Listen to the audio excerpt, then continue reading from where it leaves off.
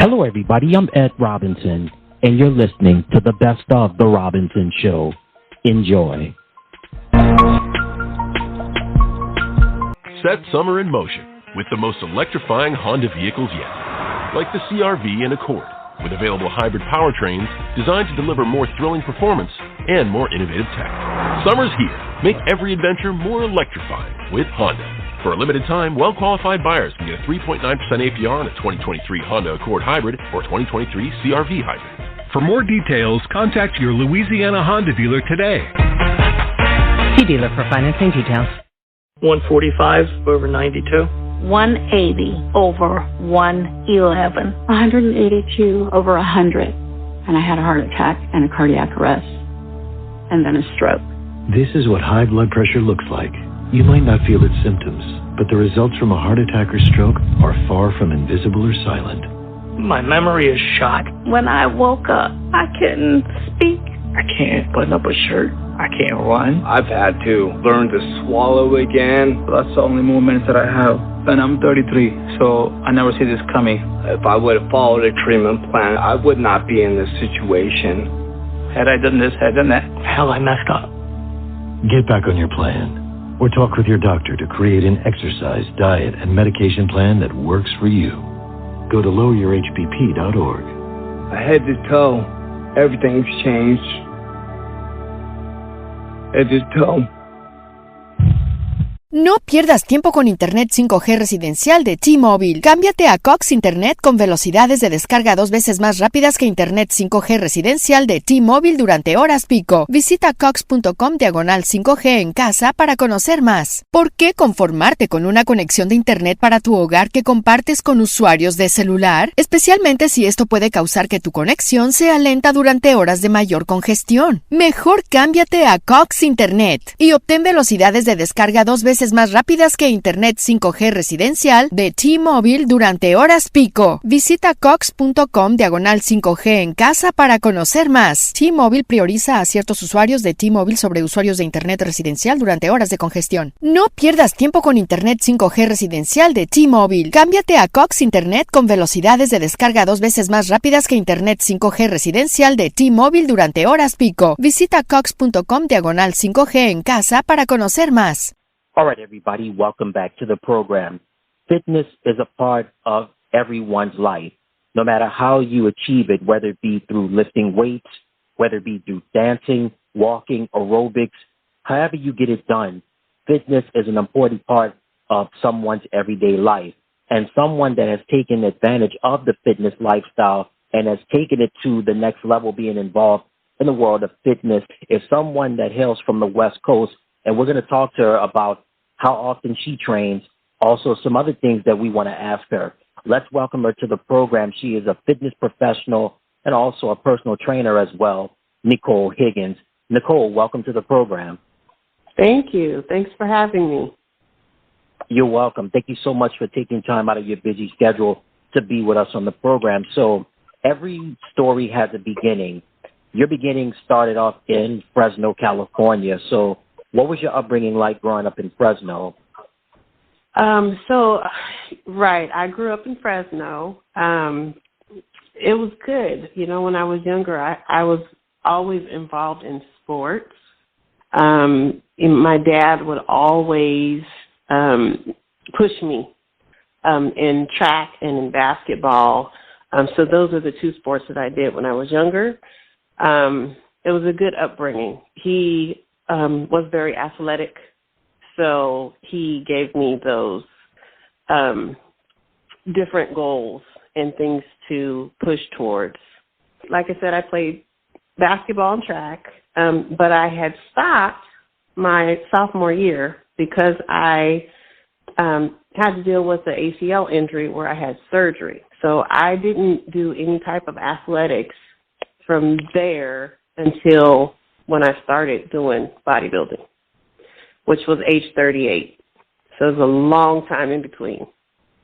All right, awesome. We're going to get more into detail about that in just a little bit, but I want to stay with Fresno for a moment. When people think of California, they think of the major cities like Los Angeles and San Diego and San Francisco. and also Oakland as well. But for those that have never been to Fresno, have never heard of Fresno, what are some of the things that you tell them about Fresno? Well, Fresno, we're in the valley. So we're basically almost in the middle of California, and we're a valley. There's a lot of agriculture, although they have built up over the past few years. There's a lot of agriculture, but we're a valley. So we're not by water, but we're right in the middle. So it's an easy drive to the beach or to the ocean, to either L.A. or to San Francisco. But we're right in the middle. Yeah. So, yeah, it's not, you know, what people see on TV as California, because it's not the surfing and all that. It's almond trees and agriculture. So that's Fresno. Yeah. You mentioned about Fresno being abundant in agriculture. Well, California, the state as a whole, is very rich in agriculture. You mentioned about almond trees being present in Fresno, but I know California is not only big with almonds, but also California is a big producer of raisins, avocados, and also strawberries. Do a lot of those crops come from that area or another area in California? I would say raisins, yes. We do have more of the nuts. We have fruits. So yes, we do have in the Central Valley, right? In Fresno County and in Tulare County, they have like the biggest World Ag Expo, you know, where they're selling the tractors and it's a lot of farmland and a lot of farming. So yes, there are a lot of different crops that we produce here. And yeah, we're not, like I said, we're not, you know, like LA area or San Francisco Bay Area, San Jose. We're a little bit different in that agriculture. And I believe we produce more of that agriculture besides the vineyards. So when you go to like Napa Valley and that sort of thing where they have wine country, that's up north. But yeah, we're right in the center. Thank you again for explaining that to our listeners out there. And you mentioned about you played a lot of basketball and you also ran track, but you wind up tearing your ACL, and we're going to segue to the next thing I want to talk about, your fitness journey. So how did your fitness journey begin? So, like I said, there was a long time where I did not really work out. And when I say really work out, I was always a person who was thin. I was always muscular naturally. So at home, you know, I do my push-ups and my jumping jacks and my sit-ups. I had a little routine like that, but I wasn't one that went to the gym. It wasn't until 2013 when my husband and I started going to a trainer, and I was reluctant. He was like, I want to go work out. You know, will you come with me? And I said, okay, to support him. And we went to the trainer, and like the second day, the trainer was like, have you thought about competing? And I was like, no. And he was like, you need to think about competing. He saw that I was naturally vascular and muscular, although at that time I was weaker because I didn't lift weights. So that's kind of how it started. And I did my research, talked to different people, and then decided to compete. And my first competition was in 2014. Wow, I want to ask you, I mean, that was certainly, you know, of course, from your husband saying that he wanted to go to the gym and wanted to go work out, and then you wound up going along with him just to, you know, go along with him. And then it was just from the advice from a trainer just looking at you and saying that you had the potential. And I want to ask you, for your first show that you prepared for, that you trained for, I should say, in 2014, what was that process like, and how many weeks did it take? So I started training, it was probably around September of 2013, and the show was April of 2014. So, you know, I was lifting, you know, trying to prepare and get ready and going through the posing, trying to learn the posing, which was something that was difficult in the beginning. I didn't quite get the concept of what the judges were looking for, so that was challenging for me. And then, you know, the diet. So you do your 12 weeks of your cut or your prep.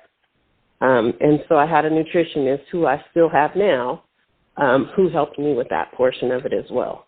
So it was probably a good maybe 6-7 months total. Okay, that's pretty good, fascinating right there. All things considered, this was your first time preparing for something like this. And I want to stay just with the preparation for a competition like this. What was more of a challenge, preparing for a competition or playing basketball and running track? I would say preparing for a competition. You know, I'm an athlete, so I've always been an athlete, and I have a competitor mindset. So the thing that attracted me to competing was the mental challenge, pushing myself, pushing my body, mentally overcoming different things in order to get to an end goal. And it just took me back to basketball and track. So it was that competitive spirit, but also it's the challenge that pushes me. So that challenge is, you know, it's mental. Part of the challenge was, you know, like I said, I had ACL surgery way back in high school, but it prevented me from doing certain things when I started to prep for the first show, because it wasn't 100% back to normal. So that was a challenge as well. So I think that's what it was. It wasn't, you know, one was different than the other in terms of which one was harder. I think it's just, you know, when you have that competitive nature, that came back to me. And competing, there's so many more aspects to it than playing basketball or running track. There's so many different parts that you have to put together in order to have a good package.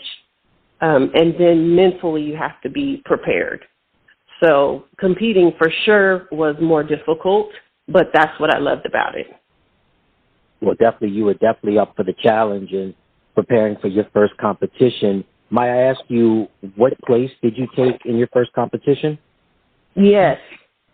So I did the Fresno Classic, and that was in April of 2014, and I placed third place.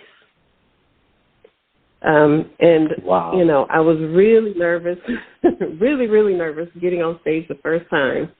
Like I said, my posing wasn't the best, and I think that was a big part of that third place. But I was kind of hooked in terms of wanting to get better and improve and get a better placing.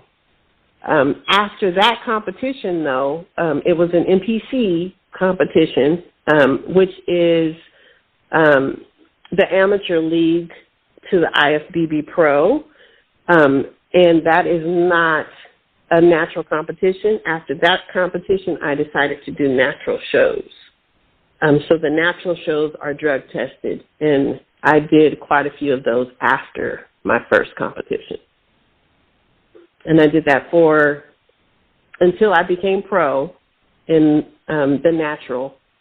And then I did the World Championships in 2017, and I won the Natural World Championships. And then from there, I decided to do NPC again in order to try to become an IFBB Pro.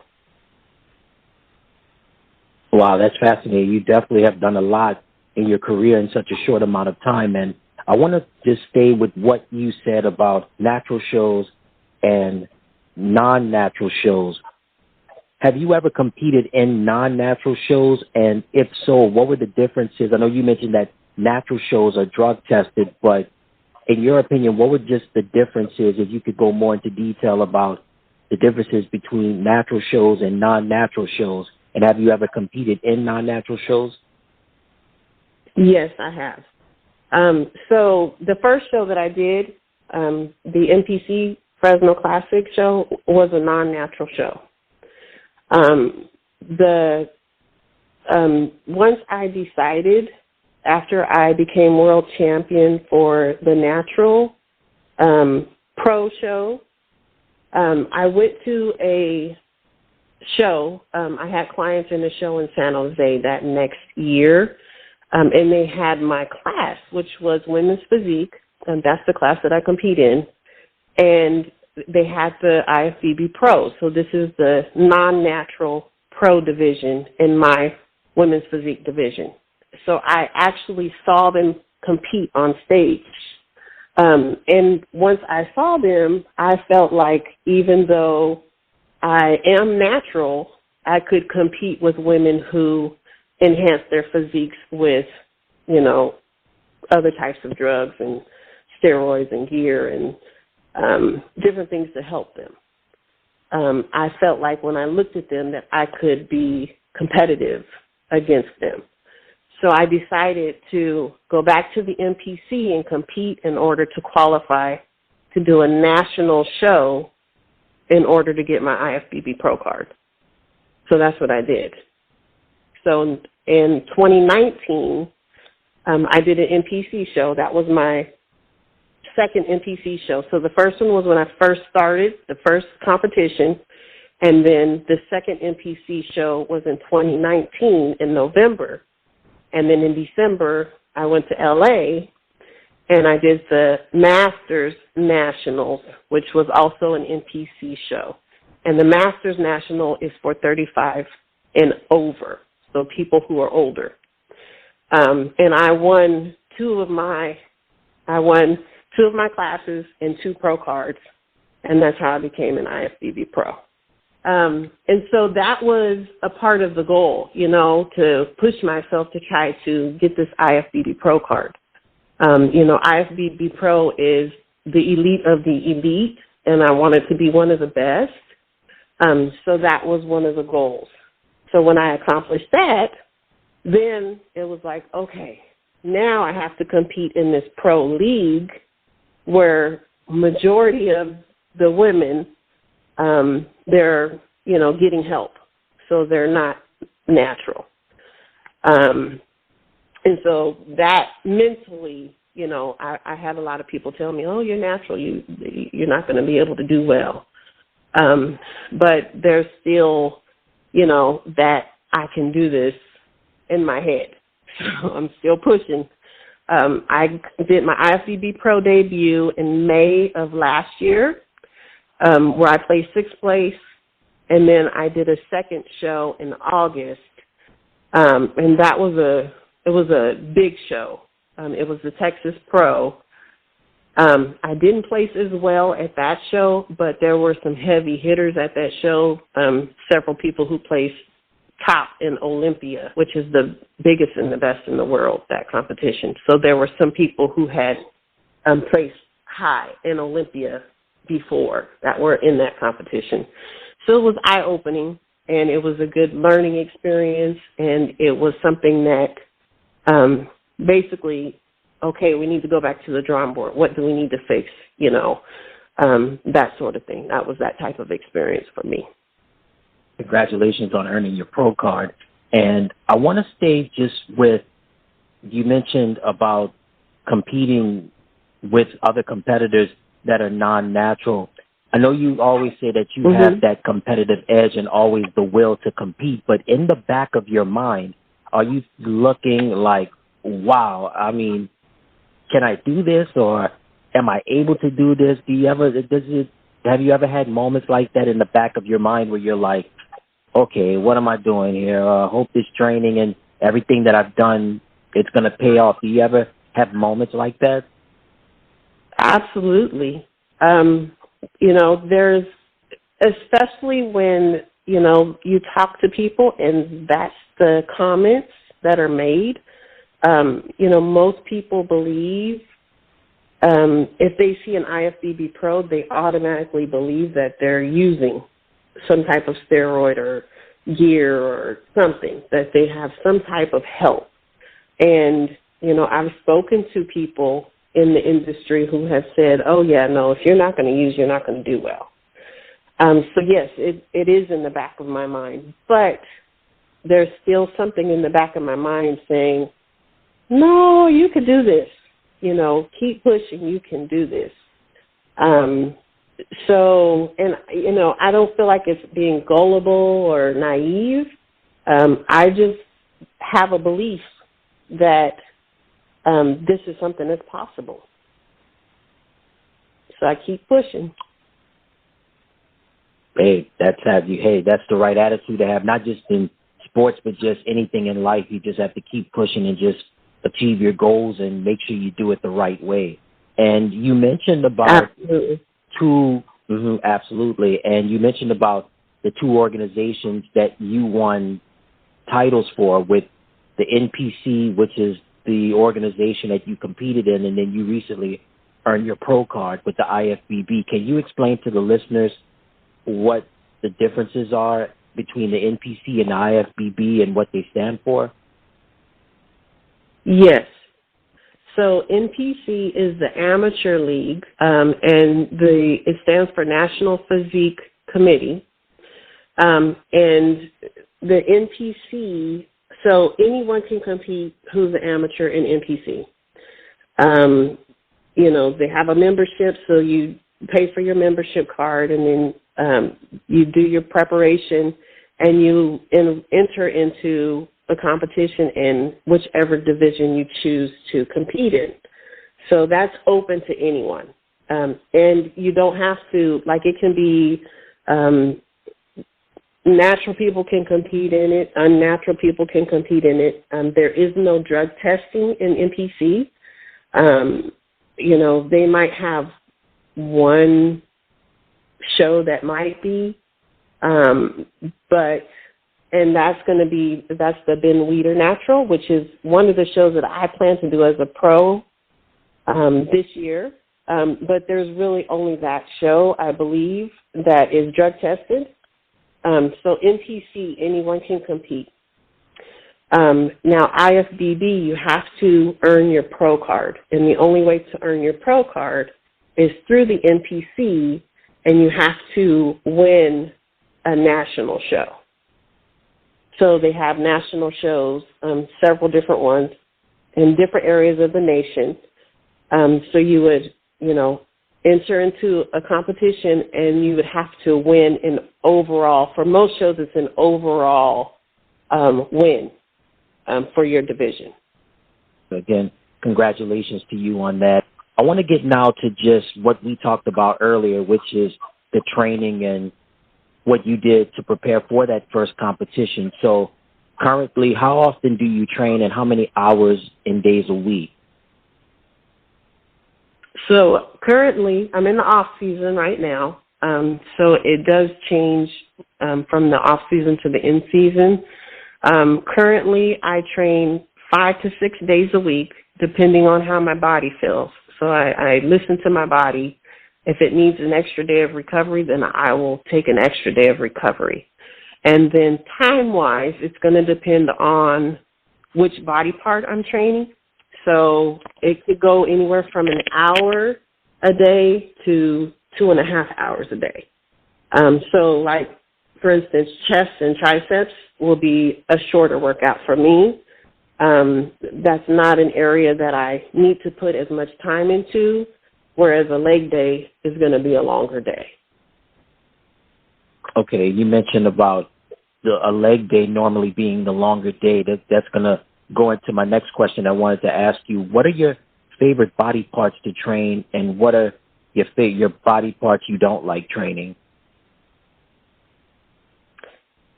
So I know this is a little bit strange, but there are multiple body parts that I like to train, and legs is the first one.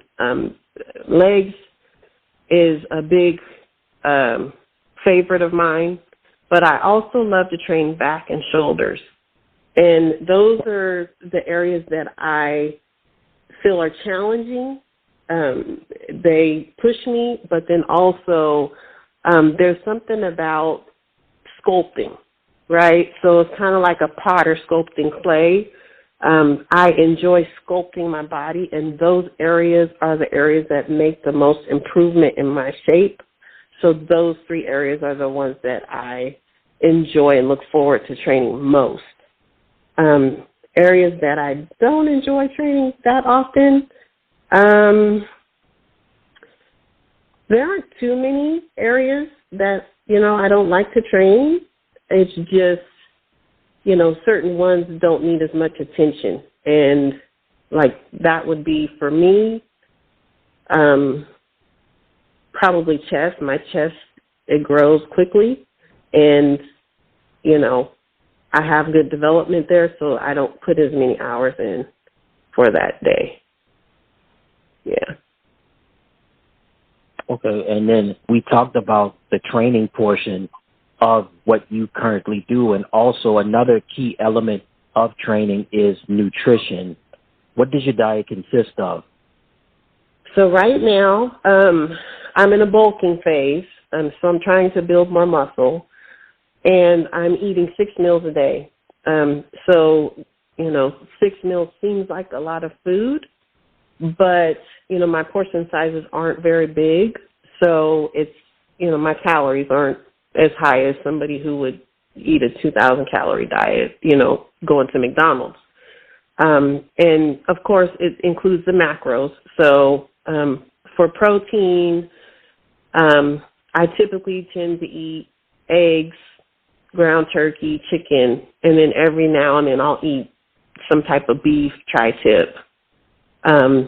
For my carbs, I have oats in the morning and then either sweet potato or baked potato or rice.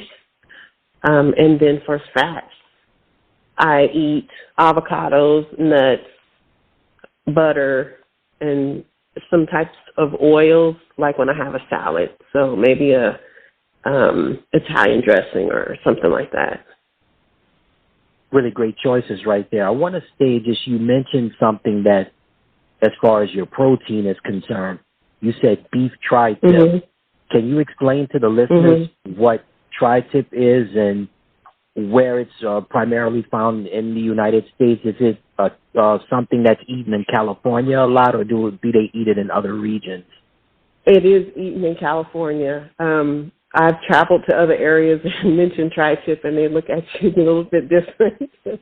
So there's other areas of the nation, they're not as it's not as available as in California. So yes, we eat tri-tip here in California, and it's beef. Yeah. I don't eat it that often. I don't eat beef as often. It just doesn't digest as well as chicken or turkey would digest. It's not as heavy. Those two aren't as heavy as the beef. So, but every now and then I will. Yeah. You mentioned about the protein and also having your oats and nuts, but everybody has their vices from time to time. What are your favorite cheat meals? So my favorite cheat meal, the meal that I have to have after a competition, is breakfast. I love breakfast. So breakfast is a go-to for me. But then also, if I don't feel like breakfast, the other go-to would be nachos. So those are probably my two favorites, breakfast and nachos. What do you like on your nachos? Meat, so carne asada, cheese, avocados, salsa, yeah. Just about the whole, everything offered, except I don't like sour cream, so I'm not a sour cream person. And I don't like onions too much. So, yeah. I'm a pretty picky eater. Okay, very interesting. I mean, I know I love nachos myself, and I love sour cream, but as they say, to each his own, though. Whatever makes you happy and however you like your nachos, it's fine with me. But I want to move along now to another part of the whole lifestyle that you have. We talked about nutrition and we talked about training, but vitamins and supplements, they're a very important part of what your lifestyle is and just what people are trying to achieve in everyday life. What vitamins and supplements do you take? They are very important. So I am a vitamin taker. I make sure that that I load up on vitamins, especially when I'm in season, because I don't get as many nutrients through the food when I'm limited. But some of the ones that I take, of course, I take a multivitamin, B12, and magnesium, fish oil. And then, when COVID hit, I made sure to load up on vitamin C, on zinc, on elderberry, so those things that would help my immune system. I also have an immune powder that I will add to my protein drink. So immune powder and then a fiber powder, because gut health is really important. And then, I have my animal-based protein that I take. And then the only other things that I do for supplements is creatine and my post-workout drink that's called Aftershock. And the Aftershock has protein, it has carbs, it has glutamine, it has the amino acids, it has some creatine in there, so it helps me to recover from my workout. So that's a go-to for sure. Yeah. You mentioned about recovery after your workouts. I want to stay just with the recovery side of things. I know what you do in terms of lifting weights, and also too when you're getting those workouts, and the recovery is extremely important. And I want to ask you about, have you ever had an opportunity to get into acupuncture or any type of other post-recovery methods in order to make your muscles recover quickly so that you can get ready for your next workouts get ready for your workouts for the next day? So I do not do acupuncture. The one thing that I make sure, so as you mentioned in the beginning, I'm a personal trainer, and one of my specializations is in corrective exercise. So one of the things that is so important and that I make sure that I do is I do SMR, which is self-myofascial release, and that's through foam rolling, and then also stretching. So I make sure that my muscles, when they're overactive or tight, I make sure that I loosen them up and then lengthen them, and that helps tremendously, because if they're tight, if you're working out and you're contracting all the time, or if you have some type of muscle imbalance and you're contracting certain muscles and you have other weak muscles that don't want to activate or fire, you need to loosen up the overactive muscles. So I make sure to foam roll and stretch often, so that way my body will move in the proper alignment in the way that it needs to. Otherwise, if I don't, then eventually an injury can occur. So I need to make sure that it's loose and lengthened. So that, and then when I have really, really rough, hard leg workouts, I'll do like Epsom salt baths, things like that. Magnesium is also good to help with recovery. So I take magnesium at night. It also helps you sleep better and deeper. So that's something else that I do. Can't go wrong with the magnesium, and that supplement works wonders. And you mentioned about sleep and also great for recovery. So if you're listening out there, please get a hold of magnesium. You can't go wrong with that.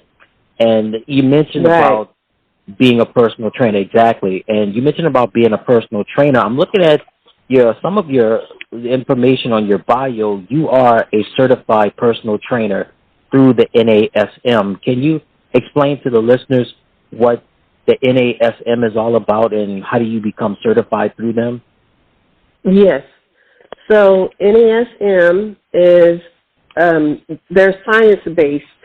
So it's National Academy of Sports Medicine, and it's science-based. So you basically, to become certified through them, the initial certification to be a trainer, you'd study, you'd take the course, and then you'd go to a proctor, and you'd have to pass the class. So that's the initial. The specializations and the credits that you have to renew every 2 years, they do have online courses that you could take. And then before COVID, they used to have their summits and those sorts of things that you could go to for conferences to get your credits. So you have to renew every 2 years. And yeah, you take different courses. You can get, nutrition or behavior change or corrective exercise. They have a bodybuilding course.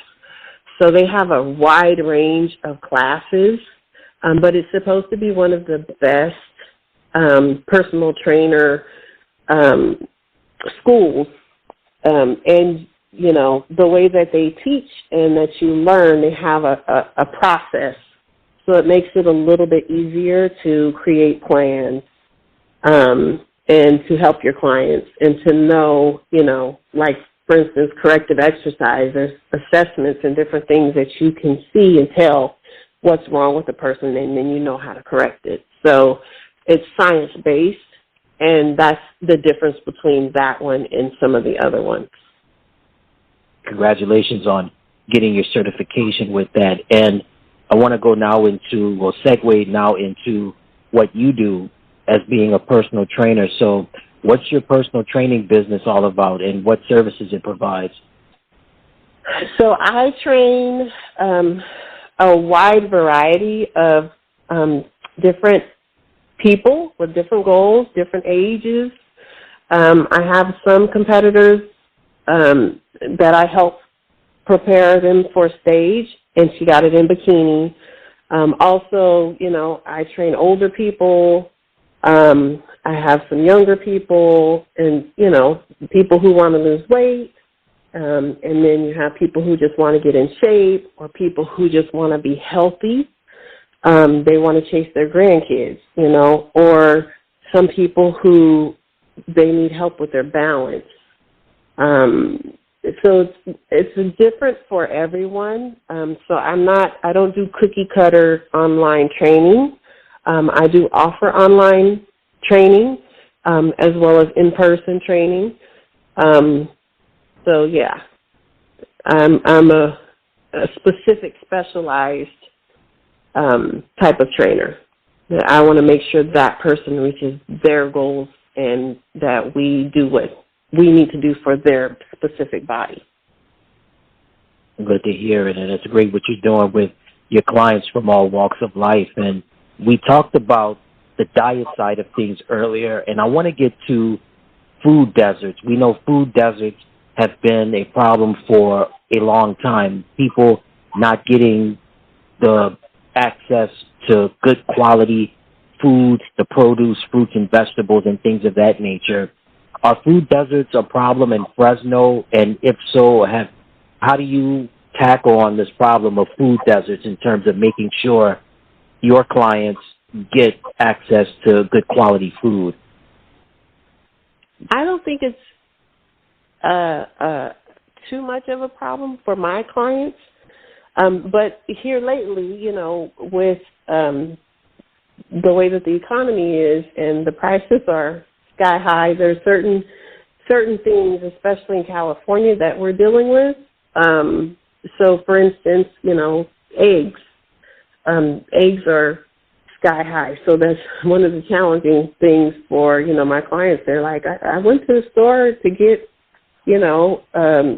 5 dozen eggs, the prices are so expensive, which is outrageous right now. So I think that is more of the issue that people here deal with, is the prices are so expensive for things that didn't used to be that expensive. Protein and fruits and vegetables are more expensive. It's harder to get and come by. I think that's more of the issue that we're having. So yeah, I think it's just a matter of knowing resources, where to go and how to get them. And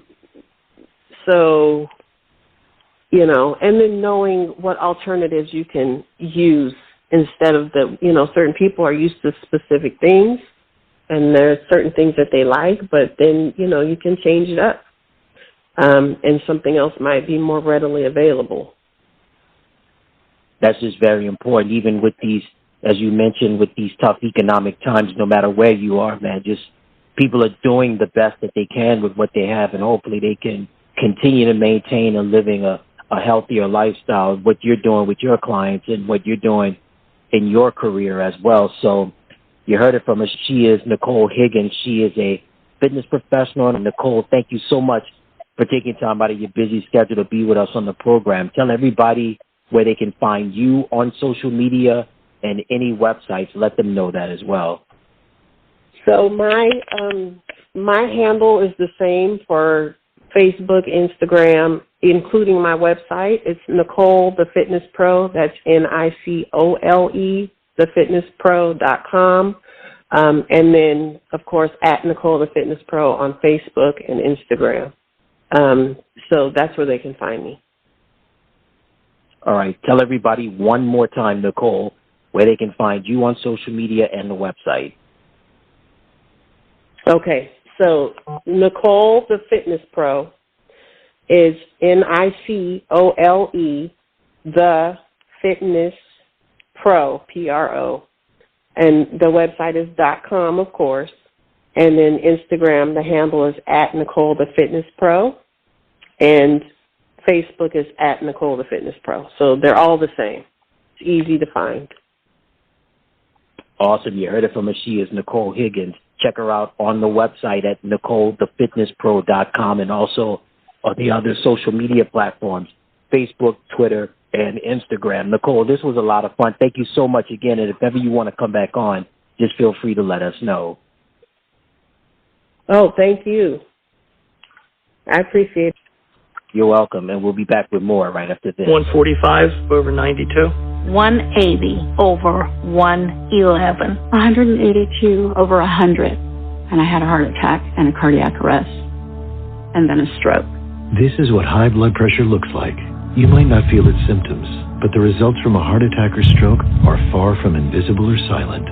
My memory is shot. When I woke up, I couldn't speak. I can't button up a shirt. I can't run. I've had to learn to swallow again. That's the only movements that I have. And I'm 33, so I never see this coming. If I would have followed a treatment plan, I would not be in this situation. Had I done this, had I done that, Hell, I messed up. Get back on your plan, or talk with your doctor to create an exercise, diet, and medication plan that works for you. Go to loweryourhpp.org. Head to toe, everything's changed. Head to toe. Set summer in motion with the most electrifying Honda vehicles yet, like the CR-V and Accord, with available hybrid powertrains designed to deliver more thrilling performance and more innovative tech. Summer's here. Make every adventure more electrifying with Honda. For a limited time, well-qualified buyers can get a 3.9% APR on a 2023 Honda Accord Hybrid or 2023 CR-V Hybrid. For more details, contact your Louisiana Honda dealer today. See dealer for financing details.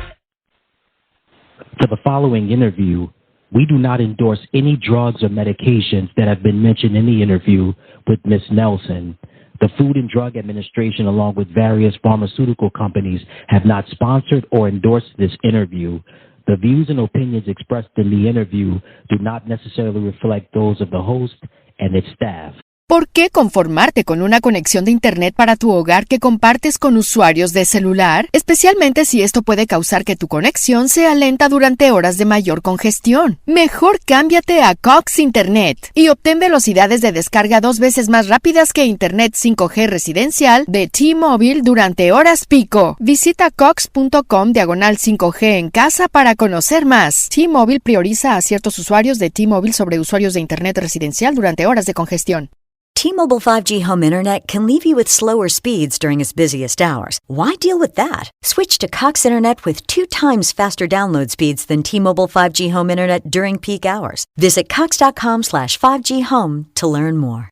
Trying to get home to stream that highly anticipated series finale? Well, it may take longer with T-Mobile 5G home internet. You could be stuck with slower speeds during the busiest hours because you share your network with cell phone users. Why deal with that? Switch to Cox Internet with 2 times faster download speeds than T-Mobile 5G home internet during peak hours. Plus, Cox offers free panoramic Wi-Fi equipment and a 30-day money-back guarantee. Why not switch? Visit cox.com/5G home for details. T-Mobile prioritizes certain T-Mobile phone users over home internet users during times of congestion.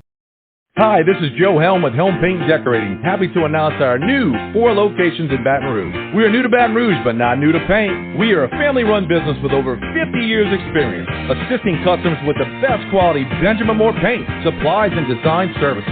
We also offer free, fast delivery and expert color matching. Call or stop by any of our locations on Perkins, Jones Creek, Highland, or Choctaw, or shop us online at helmpaint.com. Helm Paint and Supply. Helm, yeah. T-Mobile 5G home internet can leave you with slower speeds during its busiest hours. Why deal with that? Switch to Cox Internet with 2 times faster download speeds than T-Mobile 5G home internet during peak hours. Visit cox.com/5G home to learn more. Hi, this is Joe Helm with Helm Paint and Decorating. Happy to announce our new 4 locations in Baton Rouge. We are new to Baton Rouge, but not new to paint. We are a family-run business with over 50 years experience, assisting customers with the best quality Benjamin Moore paint, supplies, and design services. We also offer free, fast delivery and expert color matching. Call or stop by any of our locations on Perkins, Jones Creek, Highland, or Choctaw, or shop us online at helmpaint.com. Helm Paint and Supply. Helm, yeah. Right now at Albertsons, get your skin winter ready with big savings on all your favorite skincare products. Shop for deals on items like Gillette Mach 3 razors, Gillette Labs razors and blades, Venus razors and blades, Native shampoo, conditioner, and body wash. Plus, shop the buy 2, get 1 free baking sale and even save on items like selected varieties of handy foil or good cook pans. Offer expires December 26th. Restrictions apply. Promotions may vary. Visit Albertsons.com for full offer details. Color can change the entire feel of a room, which means change the way you feel about being in that room. Hey, it's Jody for Helm Paint and Decorating with 4 locations now in the Baton Rouge area. We love them. It's family owned and operated, which means you get that human service, helpful service. They're the home also of Benjamin Moore Paint with beautiful colors, and they're happy to take their time with you, let you decide. Now on Perkins, Choctaw, Jones Creek, and Highland, helmpaint.com. Modern life is noisy. Noise is everywhere. Excessive noise is harmful, linked to sleep deprivation, hearing loss, and heart disease. Should noise be the price we pay for progress? Actually, no. Many noise sources have quieter options. Gas-powered landscaping equipment is obsolete, with battery-powered options greatly reducing noise and air pollution.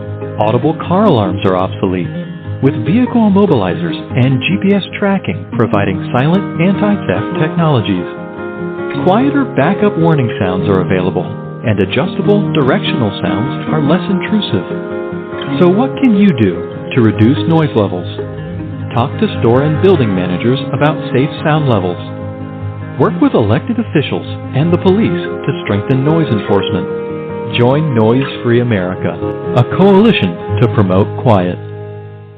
Right now at Albertsons, save on all your favorite home scents and cleaning products for a fresh, clean home. Shop for deals on items like Glade candles and plug-ins, Febreze air fresheners, Clorox cleaners, Swiffer wet cloths, or Scotch-Brite sponges. Plus, deck the halls and shop for deals on items like mini light sets, holiday wrapping paper, holiday candles, and holiday cards. Offer expires December 26th. Restrictions apply. Promotions may vary. Visit Albertsons.com for full offer details.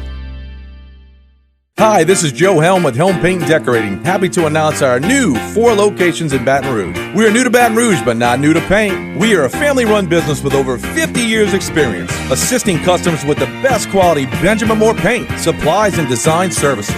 We also offer free, fast delivery and expert color matching. Call or stop by any of our locations on Perkins, Jones Creek, Highland, or Choctaw, or shop us online at helmpaint.com. Helm Paint and Supply. Helm, yeah. All right, everybody, welcome back to the program. This lady that we're getting ready to talk to is someone that is a game changer, not just in the world of sports, but also what she's doing in the world of nursing, also educating a lot of people about an epidemic that has gone on for quite a long time. She's definitely somebody that's a Renaissance woman, and certainly, you can't say a jack of all trades, but she's definitely a Jill of all trades. Let's welcome her to the program, Colette Nelson. Hey, Colette, welcome to the program. Well, thank you for that introduction. That was very sweet. All right, you're welcome. And thank you so much once again for taking time out of your busy schedule to be with us on the program. So let's get right to it. Let's just start from the beginning, doing some research on you and that you grew up in Michigan. So tell me, what was your upbringing like? So I was born in Southfield, and right around that suburbs of Detroit. I really grew up in Royal Oak, Michigan. So it's a cute little suburb right outside of Detroit. I mean, it's very Midwest. It was, very humble beginnings. My father owns a plumbing company. My mother was a stay-at-home mom. Nobody in my family was really athletic. My aunt did dabble with weights, and she did inspire me. But no one was like, oh, Colette, this is what they're in the gym, they're in track, they're in field. Like, no one was really, that was not how they were living. And my father was just a workaholic, so I think that's where I got that type of drive in me. I mean, that's what brought him joy. He just loved to work. He loved his company. He just, so I learned that innately. Just I had that just weird drive, even as a young child. But interestingly enough, my dad was diagnosed with type 1.5. So I'll throw in a little bits of education throughout this podcast, but type 1.5 is a latent autoimmune diabetes in the adult. We did not even know about that in 1982. It wasn't even anything on the map. So they diagnosed my dad with type 2 diabetes, and they put him on something called diabetes, which is no longer even available. It's a sulfonylurea. It causes the pancreas to make more insulin, which my dad didn't make. He was essentially an autoimmune diabetes attacking his beta cells. So within 6 months of starting on the medication, he was back in what they call diabetic ketoacidosis. And I just remember as a kid, at the time I was around 10, I'm like, what's going on with Dad, And it was scary. And he was, put on insulin within 6 months. That was the only way to control his diabetes. Like any type 1, anyone listening to this, the only way to treat type 1 diabetes is with insulin. There is no other option. So it was like something was in the water, 2 years later, his little girl was experiencing the same thing he was. You just, you can't even imagine. You can't even imagine. I was starting, junior high. I was in my adolescence. I was in cheerleading. I was doing everything. I was, I saw the whole world as a big promise. And, you'll never know with that. I remember the day. I get teary-eyed when I think about it. My whole life changed at 12 years old. You just can't imagine. My dad now was taking insulin shots 2 years prior, and here I am sitting and facing the same thing. And my parents were in complete, what is happening, And when I was diagnosed, I, went to my dad's clinic. His endocrinologist opened up. It was like 10 o'clock at night. He opened up the office for us. They were unable to get blood. I was so surprised I didn't go into DKA. I did not. They put me on insulin that night. And I just remember saying, I remember, I'm not going to do this forever, right? Like, this isn't going to be forever. And unfortunately, at the time, this is the only option you have. this is it. You're going to have to figure it out. I'm like, oh my God, my whole life changed, and I was like determined to cure it. And I'm 12 years old. I don't really know anything, right? So I started working out. I said, Mom, I read enough to know, like, you got to go to the gym, you got to eat good, you got to have this healthy lifestyle. Not really knowing that type 1 diabetes, there is no cure, and there still isn't a cure. There's some exciting things if we get down the line I can talk about in terms of futuristically, we're really close, I think, that we've ever been to a cure. But meanwhile, my mom's like, you're going to school the next day. And this was a school night. And I said, I'm not going to school. And she goes, what are you going to do? What are we going to do? Are we going to just stare at each other and look at each other and say, oh, my daughter has type 1 diabetes. She has to take insulin shots. And I'm like thinking, Mom, my mom was real tough on me. But the reason I'm the way I am is because, she just had, you have to face whatever life has to give you. And I'll tell you what, life is not easy. And if anybody ever anybody listening to this knows that that's true. And if you think it's easy, it's not. It's about a lot of pain and a lot of suffering to get to the other side. And I really learned that. Without suffering, there can be no glory. There can be no pot at the end of the rainbow. You got to go through a lot to get there. So I went to school the next day with my little, back in the day, you thought you had to always refrigerate insulin. So anybody listening to this, you do not need to refrigerate insulin. It does not need to carry it around. It's very stable. It's very shelf stable. Really, what they found, they put new FDA guidelines. Most of the insulins are good for 56 days out of the fridge, and I've broken that rule 100 times. So I always find it interesting that people are still carrying around these little, cooler packs. You really don't need to do that. So, but anyway, I had to do that back then because that's all we knew. And I'm carrying around this little cooler pack of insulin. It's unbelievable. I don't even know how I'm as normal as I am, but I'm not normal, so that's okay. So, I pressed on. I took my insulin shots while I was at school. I went to the bathroom. I didn't even want to deal with the nurse, I'm like, Mom, I'm not going down to the nurse thing. It looks like, the weirdo kid that has to go down to the nurse. I said, I'll just go to the bathroom and take my insulin shot, So I really became very independent, very much into medicine, very much into my health, very much into nutrition, very much into working out. I was the youngest kid at Backwall Fitness. That was in Madison Heights in Michigan. And I was this little runt running around there trying to be strong and trying to conquer diabetes. And that's really, that is really the truth. That's what really pushed me into, wanting to be strong, because I felt very weak on the inside. And I still feel weak on the inside. I'm not like you, Ed. I don't have a pancreas that works. And it will never, right now, it doesn't work. And it hasn't worked since I was 12, but I didn't want to ever feel weak. So what do you think I did? I overcompensated. I made sure that whoever looked at me would never think I had diabetes. And put everything I had into making sure that you would never think I was sick.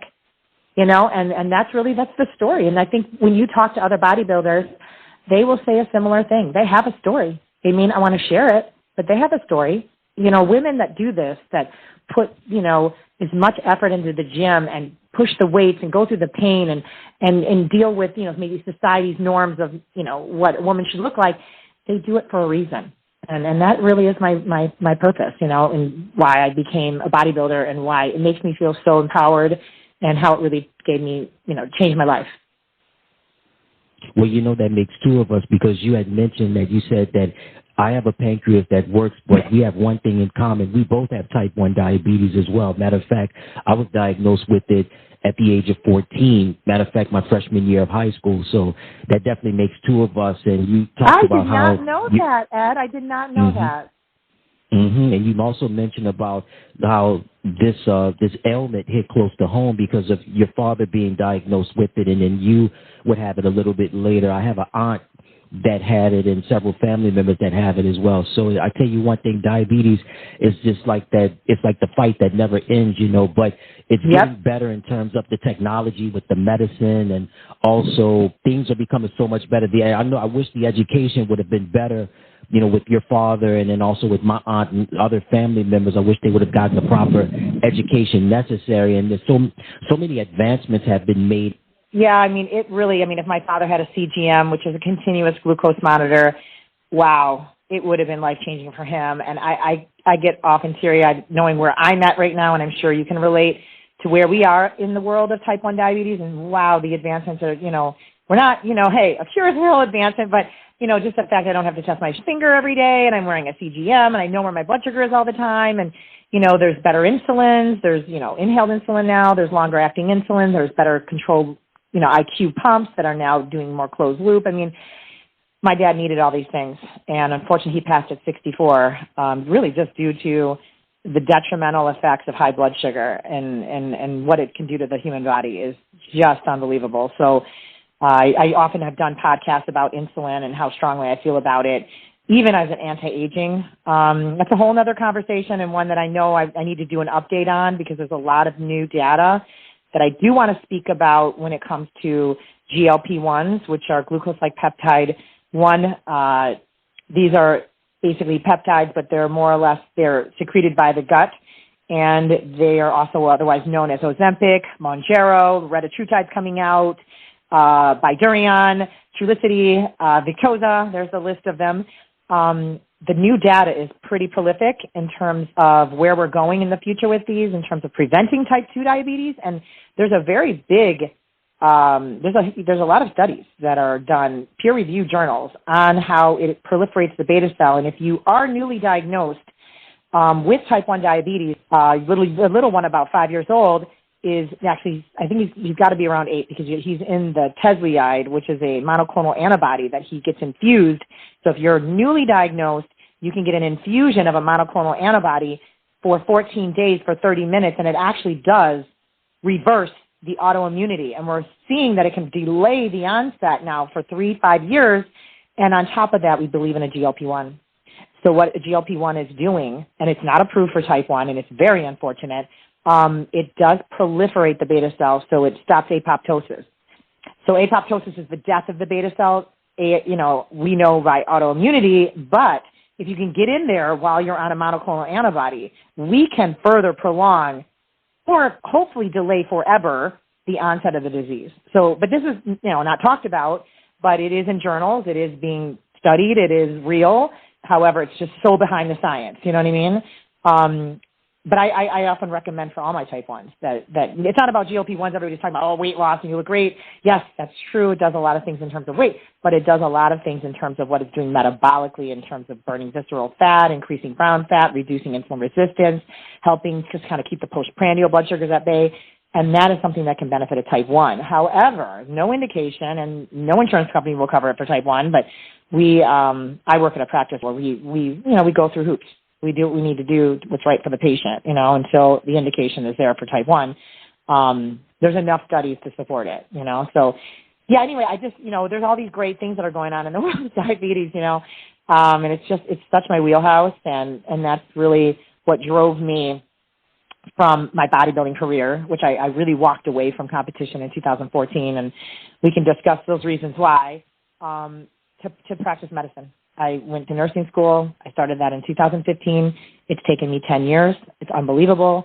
But I had to take all my prerequisites again. That is all your math and sciences. That's AP 1 and 2. That's chemistry. That's microbiome. It's just everything. When I thought back, I actually did it. I did it.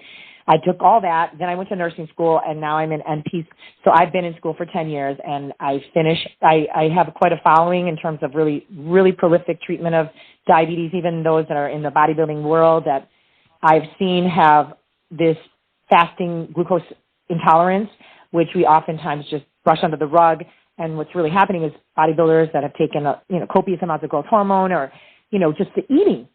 Type 2 diabetes is about basically burning out the beta cell. As a person trying to be 300 pounds, you are going to put a lot of pressure on your beta cell. You are going to have insulin resistance, and most likely you're going to have the onset of what would otherwise be type 2, which now we're categorizing different, but they need treatment. They need, we need to be aggressive with these patients, and these are people that, were once bodybuilders or what have you, but I really hope to have a different, just a really different platform to really kind of attack blood sugar on not only just the surface level, but really on an anti-aging level.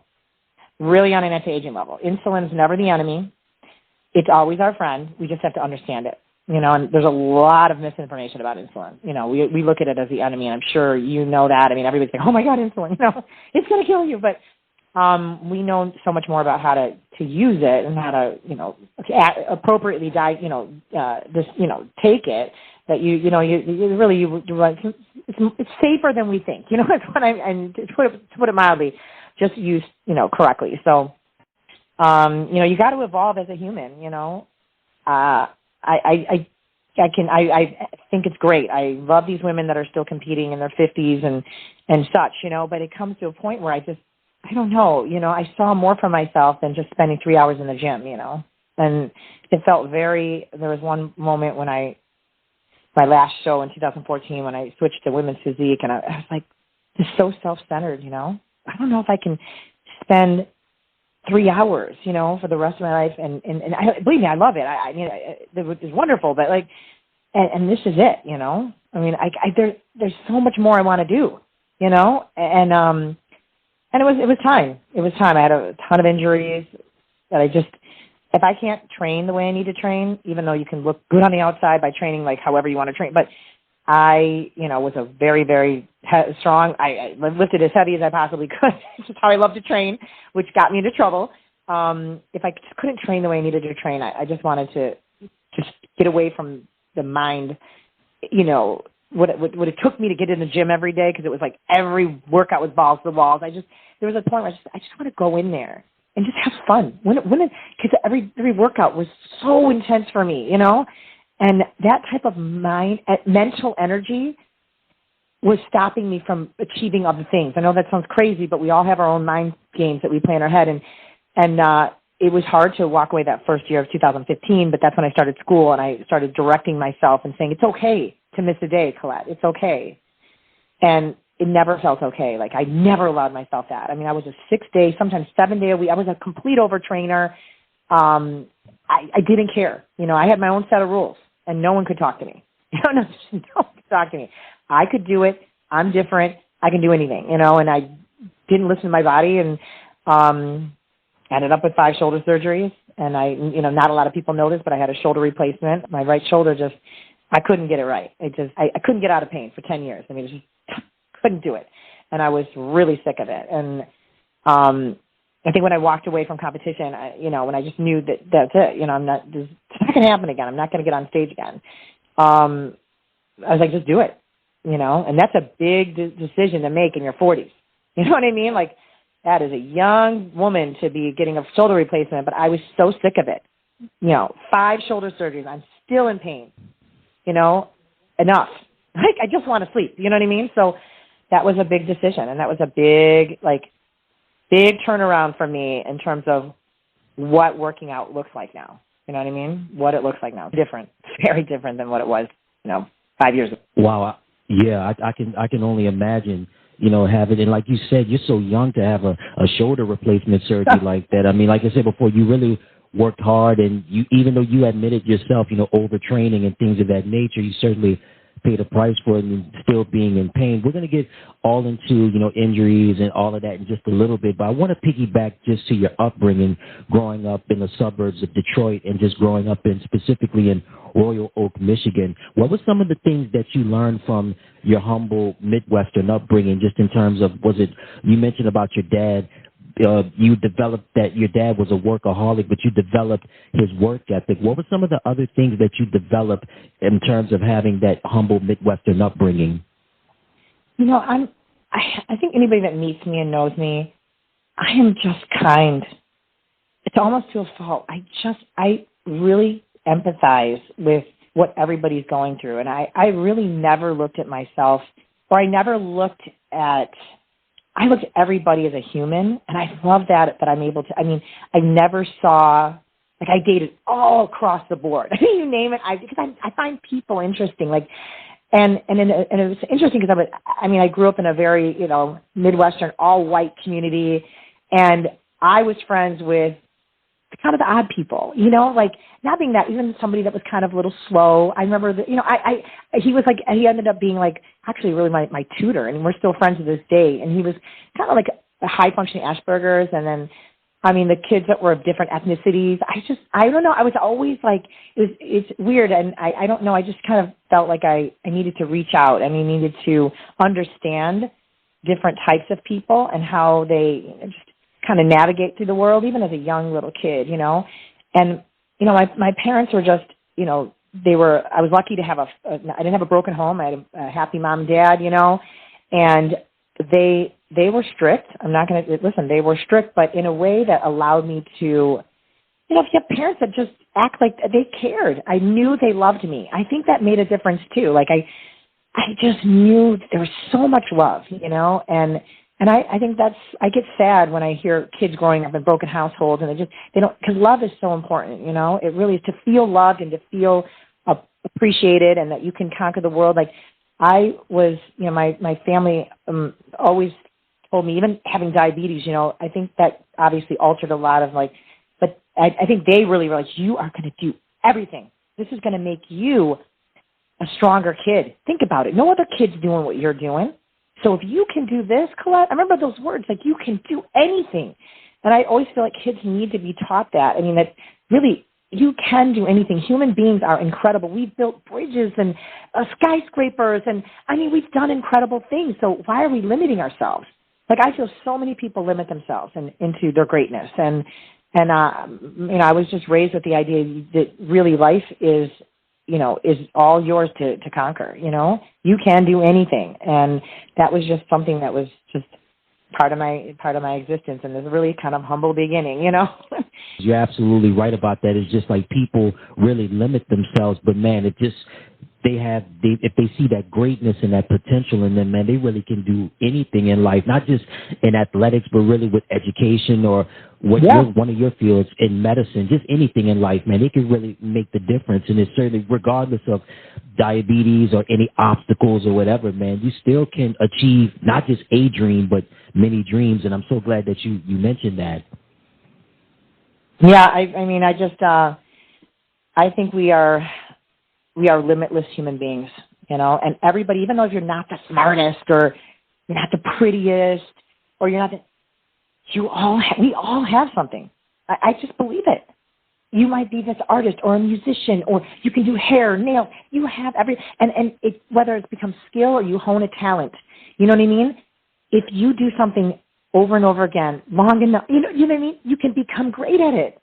And so I feel that, really anybody listening, I went back to school, when I was literally 40.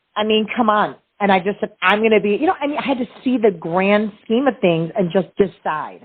Just decide what you're going to do and do it. And that is really something I did. I decided I was going to get a pro card. And I did it because I wasn't going to stop until I did it. You know what I mean? So it's like, you just decide. I decide I'm going to be a nurse practitioner. I'm going to do it. It is insane. And no one would, there's very few that would want to go back and do all your prerequisites. That's why no one does it. When you've later in life, it's like, oh my God, make that decision. You just decide and then you do it. And guess what? I want to tell everybody listening to this. I should have done med school, but I didn't believe I could do it. And guess what? I know you can do it. Anybody can do anything.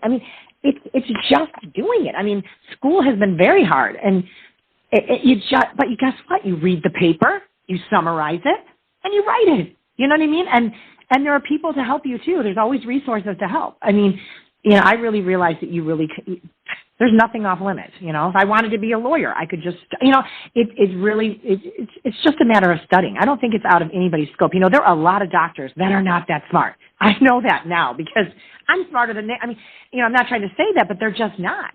They just studied and they passed exams. So it's really, it's a limitless world out there. You just have to believe it. You have to start and you have to decide. And then once you decide, you don't quit ever. You Absolutely. Just keep going. Yeah, just keep going. You're absolutely right. It's just, that's the beauty of life. You can begin again. You can start something. Again. And you can start something, and hey, you finish it, and guess what? You got more skills, you got more talents. You can always begin again. It's as simple as that. You summarized that beautifully.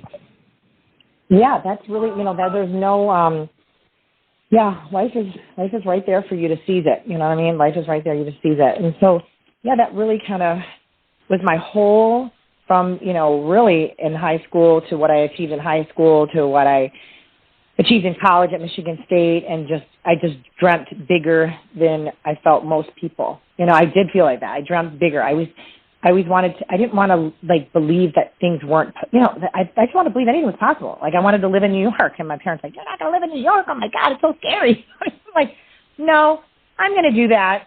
And I applied for an internship when I was in college for my nutrition, and I ended up in New York, because that's where I wanted to be. I manifested that whole thing. I got my internship at NYU, and here I was, on a plane at 20 years old, living in the East Village, 7th Street, 2nd Avenue, was it was kind of seedy area back in the 90s, and loved every minute of it. Loved every minute of the pain of going up 7-8 flights of stairs, of a 150 square foot apartment, no kidding.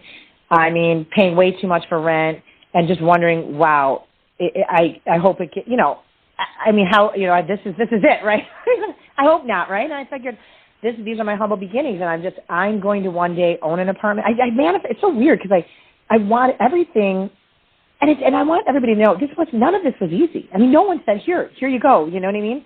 All of it was blood, sweat, and tears. From competing, I had type 1 diabetes. Competing as a type 1 diabetic was challenging as hell. I mean, I injected insulin 22 times a day. I didn't want to wear a pump, so it was 22 shots a day because I mixed Humalog with Humulin R to make a dual wave bolus. At the time there was no Tresiba, so I took Lantus 3 or 4 times a day. I took Simlin, which I want to talk about later on in another life because I think we're going to be using it in different combinations with these GLP-1s. But I use Simlin, which is amylin, which suppresses the alpha cell to reduce glucagon to help me with just basically appetite suppression and also to kind of reduce the spike of the insulin. I mean, Simlin's a great additive to any type 1 and refining type 2. But it was 22 shots a day. None of this was easy, you know what I mean? But I was going to do it, So nothing was easy there. Nothing was easy. I've reinvented myself so many times, from when I was this little Midwestern girl, going to Michigan State. That was, like a little step different. But from this little Midwestern girl moving to New York City in the middle of East Village. So, I mean, reinvention, then reinventing myself when I was a professional bodybuilder and what that looked like. And then reinventing myself from leaving a world of professional bodybuilder and a stage that I was on. I did everything bodybuilding. I mean, it was everything. I mean, I did all my whole life for 10 years was competitions, makeup, hair, tanning, music, contest prep. I mean, my God, my whole life was bodybuilding. And then to walk away from that, and I walked away, like literally, like, I haven't even gone to a show in so long because I stepped into a totally different world, which was really academia, I didn't ever abandon training. I trained still 6 days a week. I mean, it's still who I am. I'll always identify with that no matter what. It is who I am. And when I see people that have trained and they stop training, I'm like, what are you talking about? Like I train like I'm going to have a competition next week. My training's nowhere near what it used to be, but it's always in the back of my head. I mean, I always train with that intent because it's who I am. It's what makes me feel like a whole, like a human, So walking away from that into academia and stepping onto, I'm wearing a lab jacket. They call me a doctor all the time, even though I'm not, but nurse practitioners oftentimes get, we're so close, you know what I mean, to the doctor role.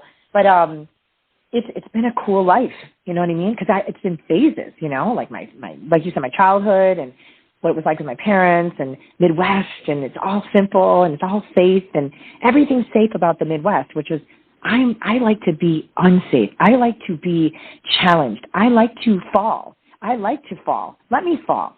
Kick me to the ground. Beat me up, Take me all the way down to my knees because I will get back up. And when I do get back up, I'm going to be stronger, and that's really what I learned through all of it, is, there's that quote by, I think it was Sylvester Stallone, life is going to beat you to your knees. It's going to take you down to the ground. But who are you, to get up and fight back, and that a lot of people don't. They just stay down there. For what? What's the worst thing that's going to happen? You're going to get kicked down again. You just keep climbing, So that was, how it's always been. Nothing's been real easy. There's been a lot of, crazy challenges, and somehow you're going to persevere, right? Because what other choice do you have? I always say that. What are my options?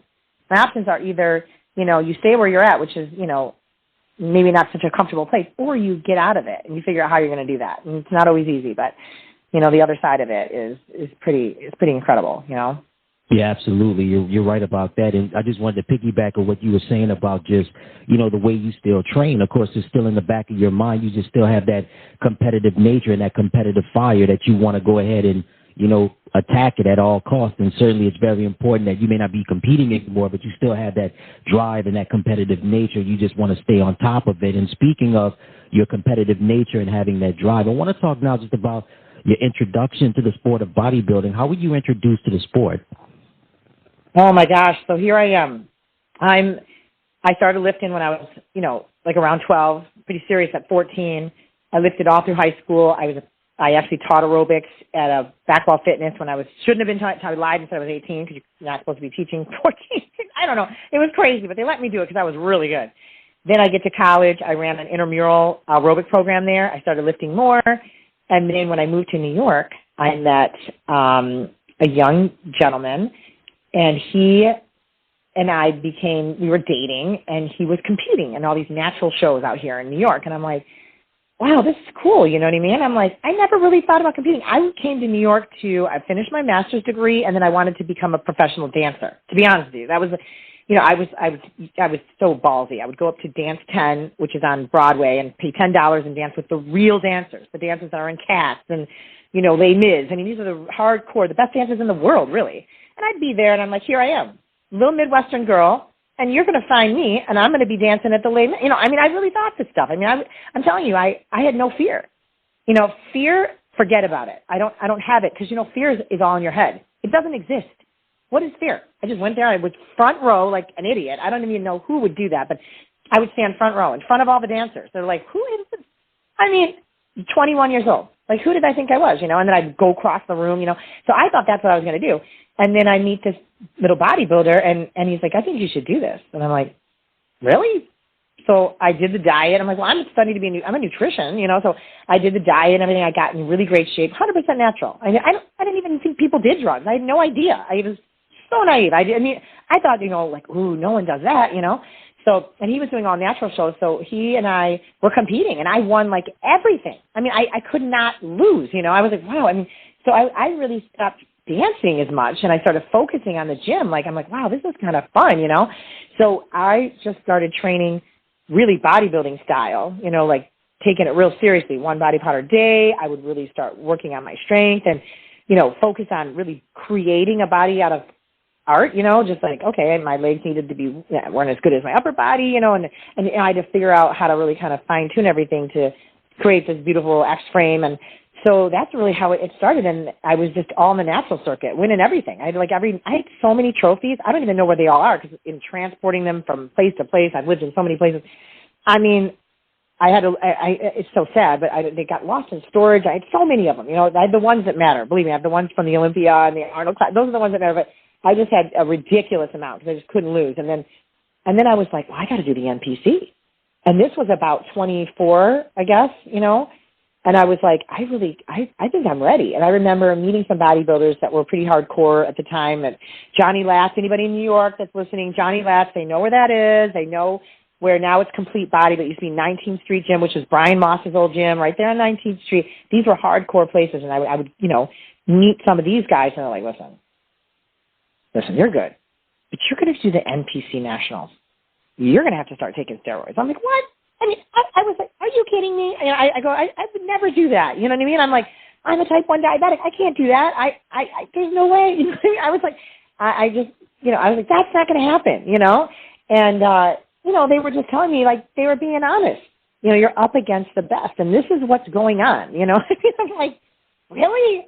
Because I was coming from a very natural circuit, and, we did, silly little lie detectors, which who knows if people were, but I knew I was 100% natural. I knew what I stood for at the time. You know what I mean? I was, I do think insulin was a benefit, to be honest with you. I will always say that. And I think if you look at insulin and the way I was in such tight control, it is the most anabolic hormone in the human body. I do believe I was very, very strong. We do know now that Olympians do take insulin. It increases glycogen storage. So glycogen storage and protein turnover. If you have ability to synergize glycogen, it increases the water and the fluid into the muscle. It's a stronger muscle. Because I was ridiculously strong at such a young age. This is where the problems with my shoulders came. I was benching 315 by 22. I mean, these are real stories, you know what I mean? I could row a 150-pound dumbbell. I mean, I'm usually, so I could curl 135 pounds, 45, with no problem whatsoever. 15 reps was it was a joke. I deadlift, 500. I was just, it wasn't hard. You know what I mean? I didn't get into powerlifting, but I should have, but I've done, pros versus pros. And I mean, people know how strong I am. It's not so much anymore because I have an injury, but, yeah, I mean, I just knew that a lot of that came from insulin. Just if you're poorly controlled, you're not going to get any benefits, okay? So anybody listening, insulin's not the cure-all, be-all, but I was very tightly controlled, and I was very good with my food, and I ate a lot of protein, so being that, insulin is what it is, the most anabolic hormone in the human body, just the case, So anyway, I do feel like I had some just innate benefits from just how I trained and how I ate and, the fact that I was in such good control of my sugar, but that idea was like, wow, that's crazy, So then I, went to nationals in, when was that? It was 2000. In 1999, I did the Team Universe, which was a 100% natural show, just so we all know. I did not, I didn't think that people did these things, So Team Universe, I remember, was drug tested. So I was like, okay, I'll do it. You know what I mean? Because I can compete at that level. I just will do the drug-tested shows. There's only one. So I did that one, and I won. And then I thought, let me do the Nationals. So that year I did the Nationals in 2000. I was ripped to the bone. I have these pictures. I was so skinny. I was 132 pounds. I competed like 145, 148. So 100% natural. On an NPC stage were 38. I'll never forget this stuff. 38 women were on that stage. These are things that you don't forget because it was so crazy. And the Nationals were huge back then. I mean, just huge. 6th place. It's unbelievable.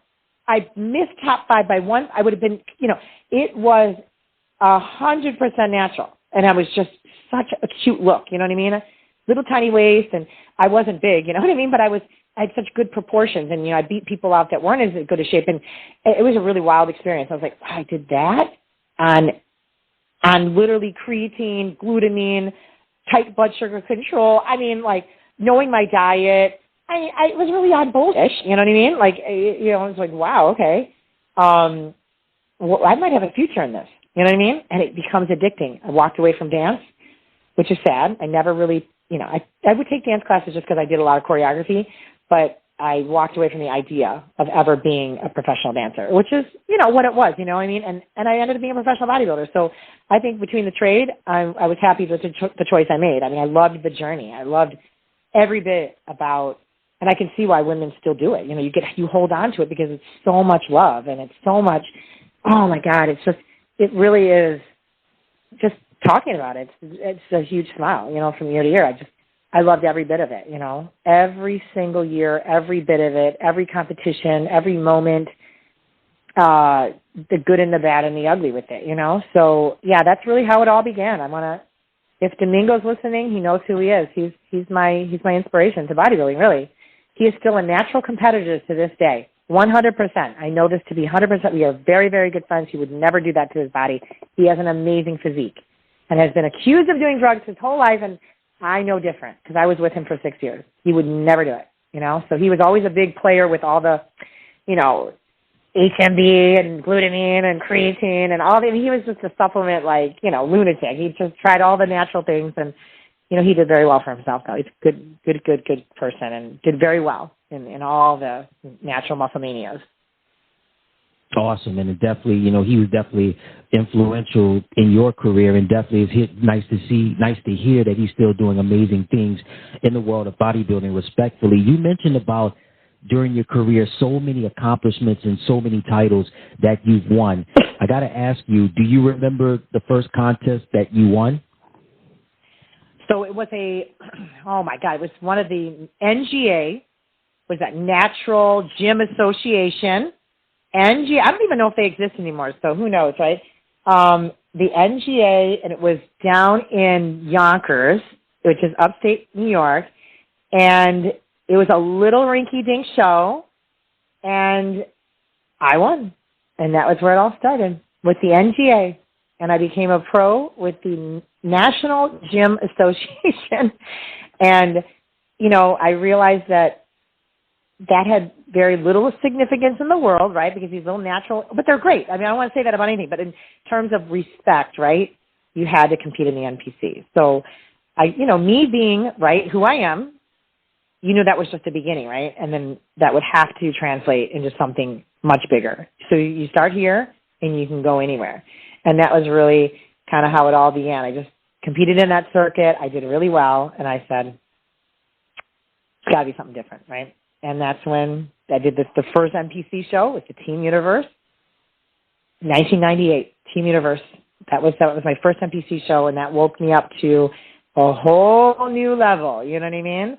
And then the NPC Nationals 2000, and that was a big deal, you know what I mean? That was what really, that's what sealed the deal that I was going for it, and I was going to get my pro card.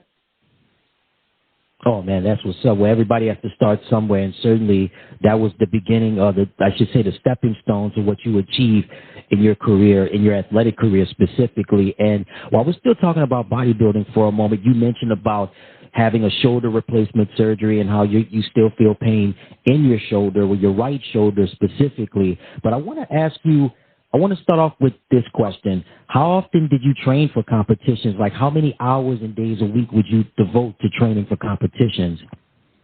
So it was interesting because, I was lucky in the sense that at the time when I got really serious at the NPC level, so I started my own offshoot business, which was, I said, how am I going to take care of myself? I'm a registered dietitian, and I was a diabetes educator. So I had, I did a lot of side gigs in that line because I always kept all my certifications, everything, my licenses, everything up to date. But then I just said, hey, I am going to become the girl. You know what I mean? I'm going to be the hair makeup girl. I'm going to be the everything girl. So I was doing websites. I mean, what couldn't I do? When you say jack of all trades, I mean, think about it. Hair, makeup, tanning. I was a choreographer. I could mix music. I did websites. I was all this is all outside of my scope of being a registered dietitian. And I did contest prep. So I prep people for shows.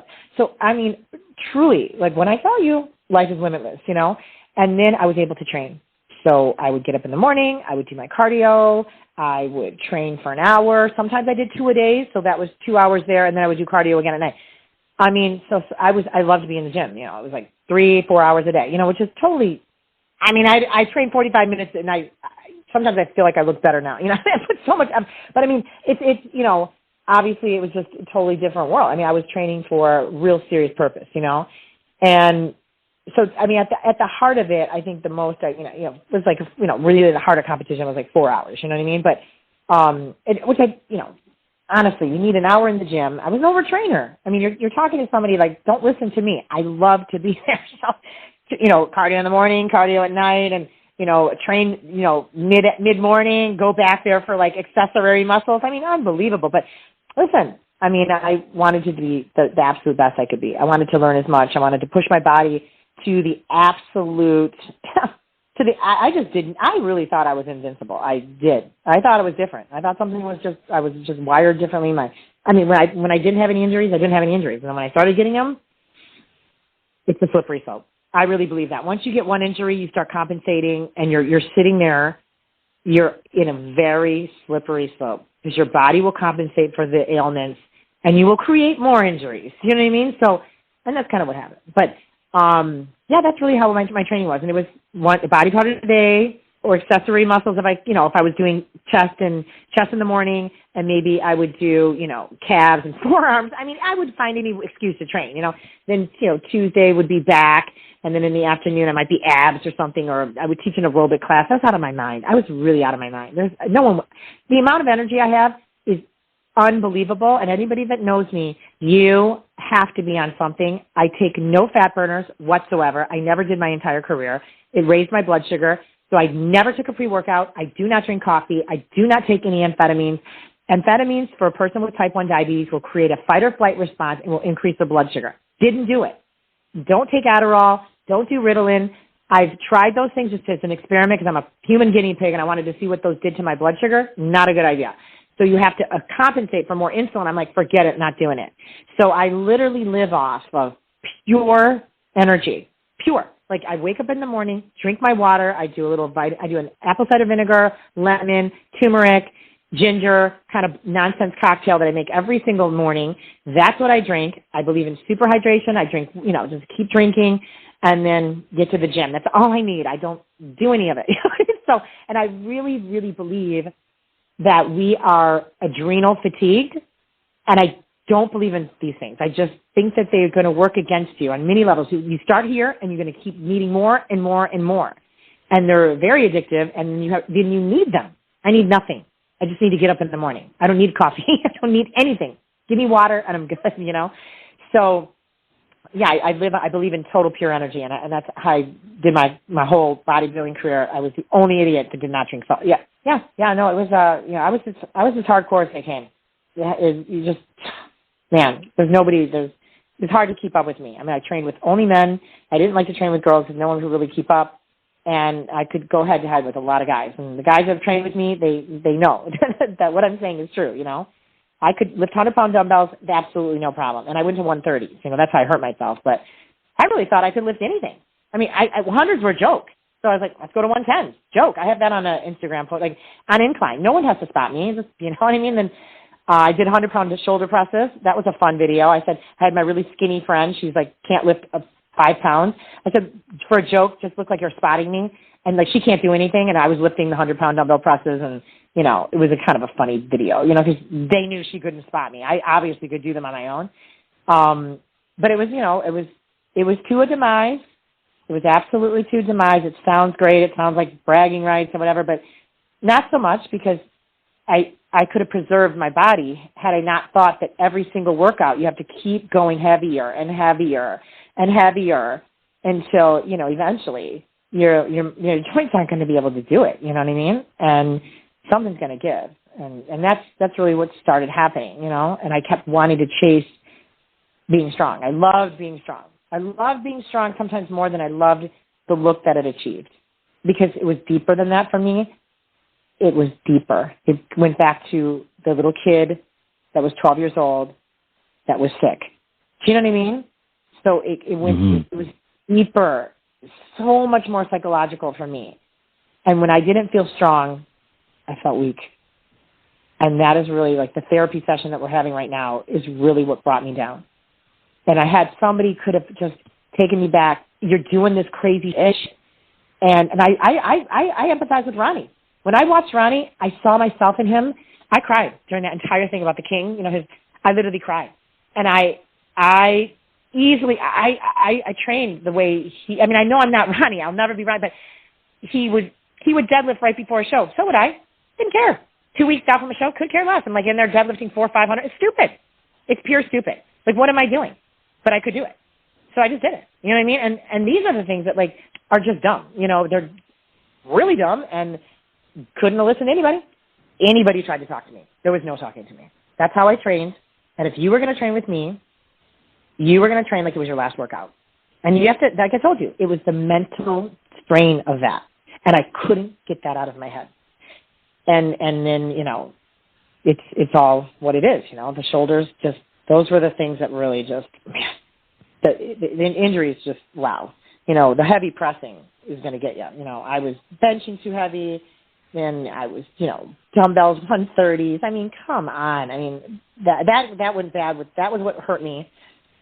Somebody spotted me at the wrist. I can do it. I could do it.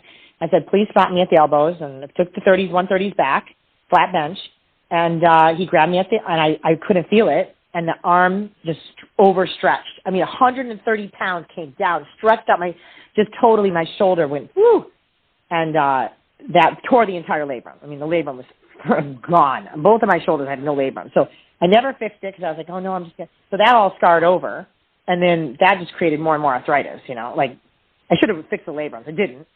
Tore both bicep tendons. I mean, those are freaking gone. I mean, those snapped one right off and then snapped the other. I mean, it's just unbelievable. So the shoulder is just falling apart at the seams, and then they're going and fixing in the bicep tendon and scraping off all the arthritis. And then, eventually the shoulder looks like absolute dog shit, you know what I mean? So the left one I got back somewhat, you know what I mean? Bicep tenodesis, acromioplasty. The left one feels decent, pretty range of motion, but the right one, that one happened later. You know, the left one I got fixed up. But remember, one injury leads to another. I overcompensated for years on this right side because the left side was so bad.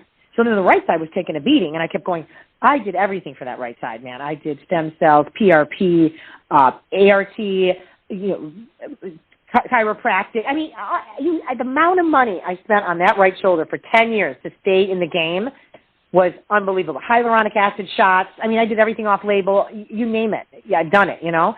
And it kept me going for 10 years because I competed another, you know, during the time the right shoulder was not feeling great. And then, you know, it just was like 45. I was just like, this thing is freaking killing me. I mean, I would cry during my workouts. I could still lift, though. I could still do 100-pound dumbbells 5 years ago. But, like, I was like, tears would come out of my eyes. Like, but I didn't care. And I would do it. And I went to my orthopedic, and that's when we did bicep tenodesis 5 years ago on the right. And I came back and I said, still hurts. He's like, are you still lifting 100-pound dumbbells? I said, yeah. He goes, well, stop lifting the 100-pound dumbbels. I said, I'm not doing it. So I told him, I said, I'm not doing it. You're gonna fix me so that I can do the 100-pound dumbbells. He's like, I wouldn't listen to the guy. He's like, so I doctor shopped and I convinced people to do what I want them to do. And so he's like, you need to get therapy. Like, you can have this shoulder the rest of your life, Colette. Just, why don't you lift 60 pounds? You know what I mean? And I'm like, nope, because I can do 100. So I'm not doing 60. That's bullshit weight. You know what I mean? So I didn't listen. So I went to somebody else who did my left shoulder in Michigan, by the way, who's a lovely doctor. He cleaned out my right again.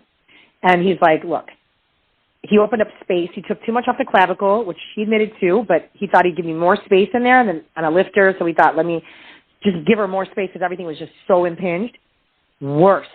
I mean, that was the beginning of the end. I should have left it, you know, when I just did the bicep tenodesis and it hurt, but I could still lift and I could have just backed off and I'd have been having this conversation with you. My shoulder's still my shoulder, you know? And then, oh no, nope. It was bad. I couldn't even sleep. Now it was worse, you know? And I'm like thinking I was okay with the bicep tenodesis sucked, but I couldn't train right. Now I can't even sleep. And now I literally can't even train. Like, it's killing me. Everything is killing me. So what am I supposed to do?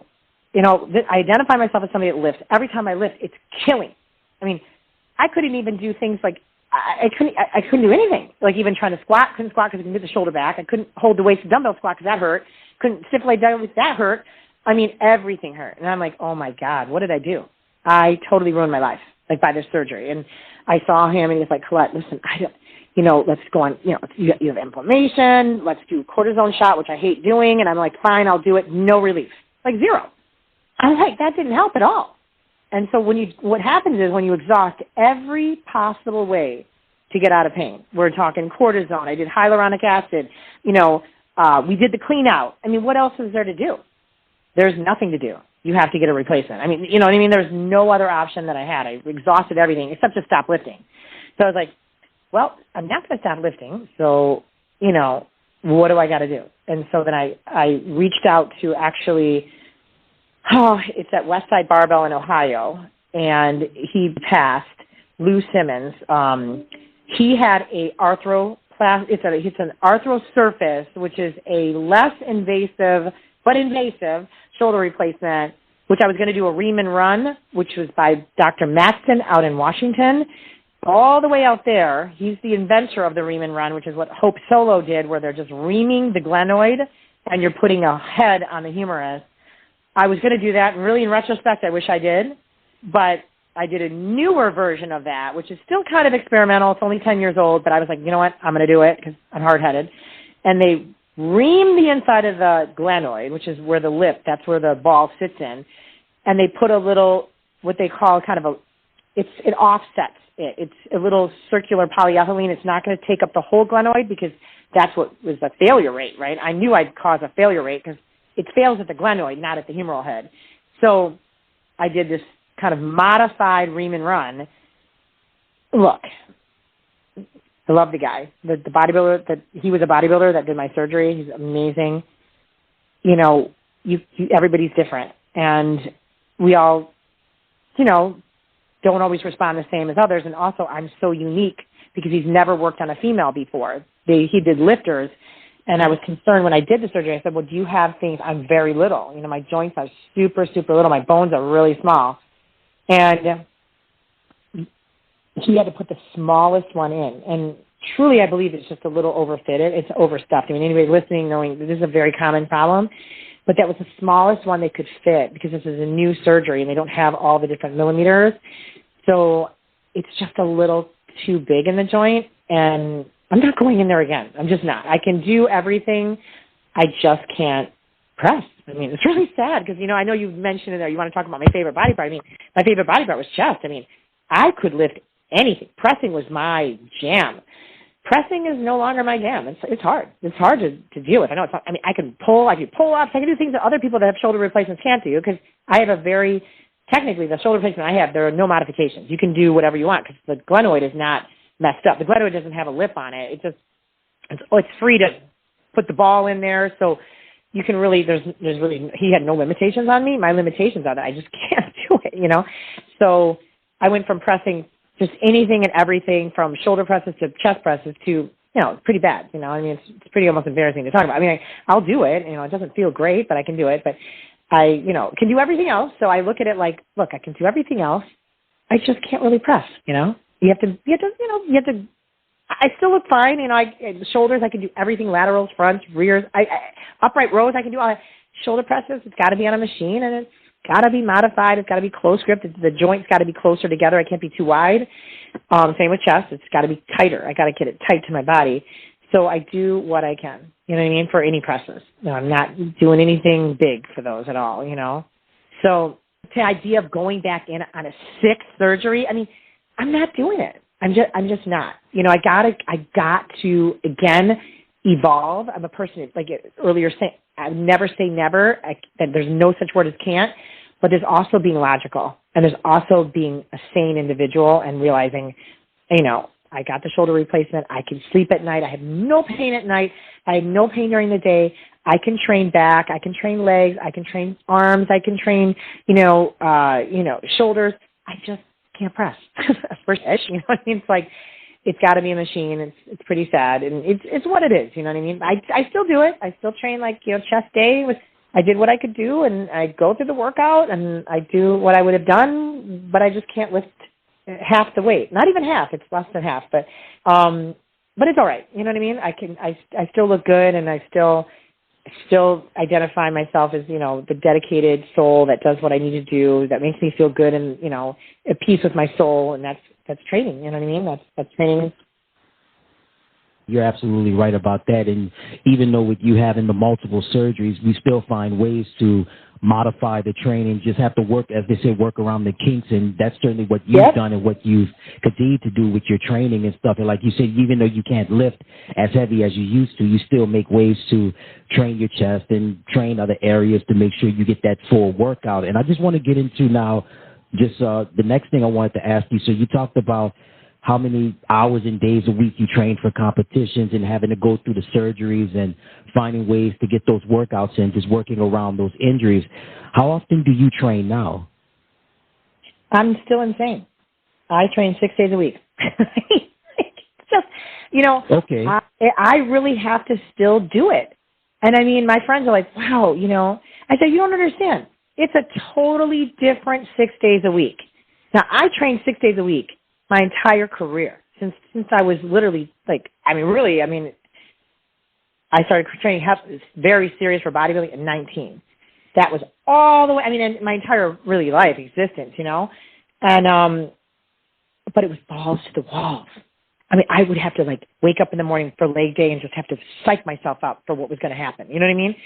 Now it's just I actually, Ed, I really enjoy it. I don't have to I don't have to play games in my head. Every time I was I think someone's training harder than me. Can you imagine? Every time I think there's someone in there.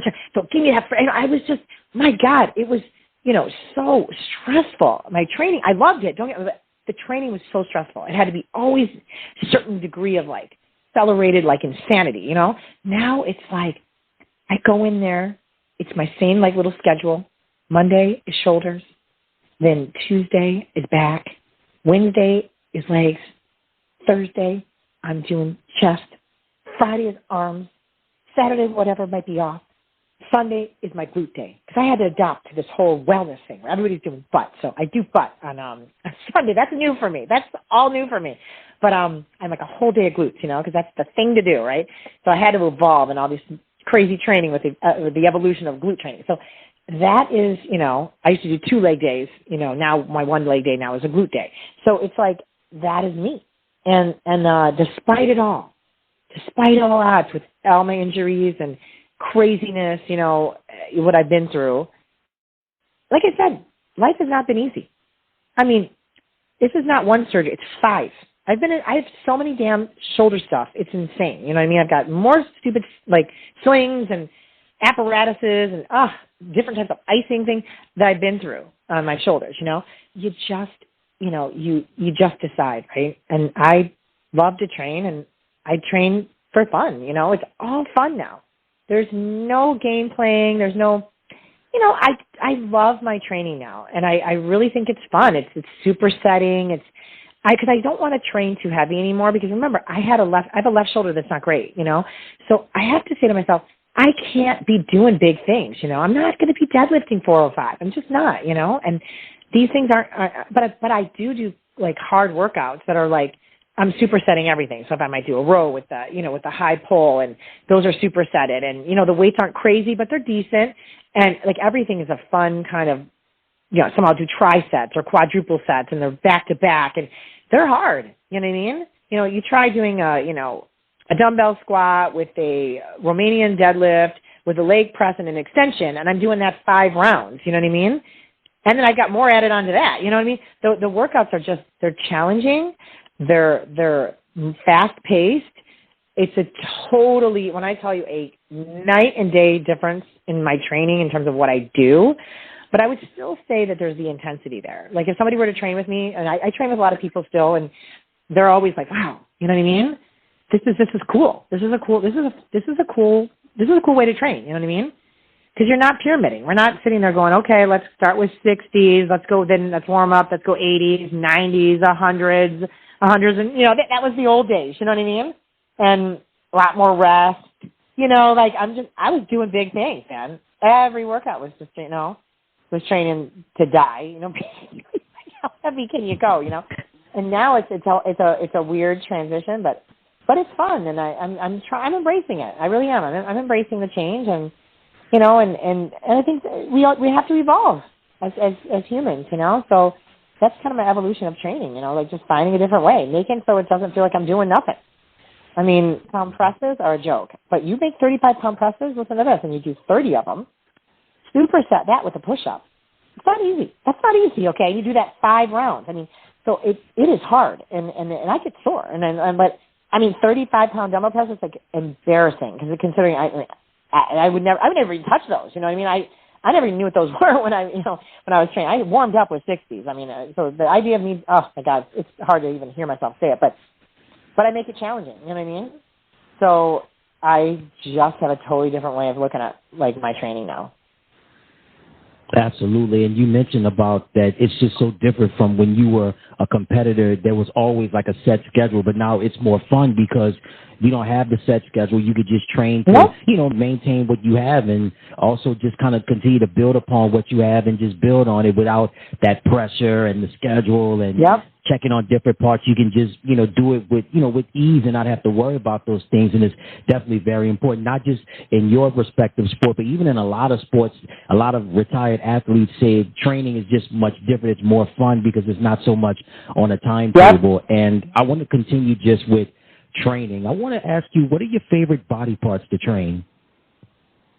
Well, I mean, I loved, chest was my, I had an amazing chest. My photos show it. I mean, it was just an unbelievable body part for me, just unbelievable. I mean, and I just loved the look of it. I had a higher AP, like my sternum was more like, just my mom had the same thing. My mom always looked like she worked out, but she didn't, but so just naturally, just the presence of just my structure. So then when I built the muscle there, it was just like kind of a cool look. But it's funny, you have your favorite body part to train, and then that's taken away from you. It's not always joyful, right? But then I love back. So back, I can, I still like those. Chest and back were the best. Back is probably now my absolute favorite to train. It's just absolute. It's because there's nothing I really can't do on back. You know what I mean? So it just feels good. It all You know, I mean, I always think people neglect their back. You can't neglect your back. Your back is everything. You know what I mean? Just because you don't see it, you know what I mean? It's everything. It creates the frame. It creates the V taper. It creates that thickness. You know what I mean? So, yeah, no, that's it for me. Back and, you know, would be my number one. And then I guess, you know, chest no longer because it's not that much fun anymore. So, and I like doing glutes. I think that's fun. I really, I train with a ex-bodybuilder. Her and I actually used to do her hair and makeup. She's uptown New York. She's like, yo, why don't you come with me and do glutes on Sundays? I'm like, really? Like, real? What? And I mean, I'm having a lot of fun. Like with, you don't have to do, but go on Instagram for 5 seconds and everything's about glute training. But, you know, just, I never used to do, are you kidding me? I never did those pelvic tilts and stuff. I never did any of that stuff. I was like, what? I mean, but these are fun. These are kind of fun stuff with the band. I never worked with the band, you know, what? Really? You know, so I'm finding these different things challenging, you know, and I'm like, well, this is kind of cool. So I would say glutes and back. Those are my favorite body parts. Awesome. Now I have to ask you the other question. Now, what are your least favorite body parts to train? You know, I never liked training legs. I mean, it's not that I was afraid of it. I mean, listen, I did it and everything, but I structurally wasn't that great. No one likes to do things they're not good at, you know? I wasn't a good squatter, and I believe in squatting. I think squatting is essential to without, you know, any discussion, you know? My hips are very narrow. I structurally was just a terrible squatter. Like, you know, I tried to be good at it, and I think you should always try to be good at things you're terrible at. So I put a lot of emphasis on it, but I was a bad squatter. I have an L4, L5, S1 issue, so that was early on in my career from a deadlifting incident.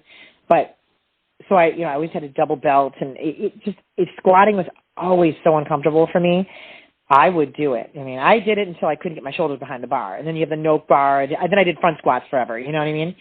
So front squats were better than back squats for me for sure. But it just never felt. It's not about I did it. You know, I trained twice a week. I hated every minute of it. But women love to train. I mean, whatever. It wasn't that I loved the challenge of legs. Don't get me wrong. It just never felt good. You know what I mean?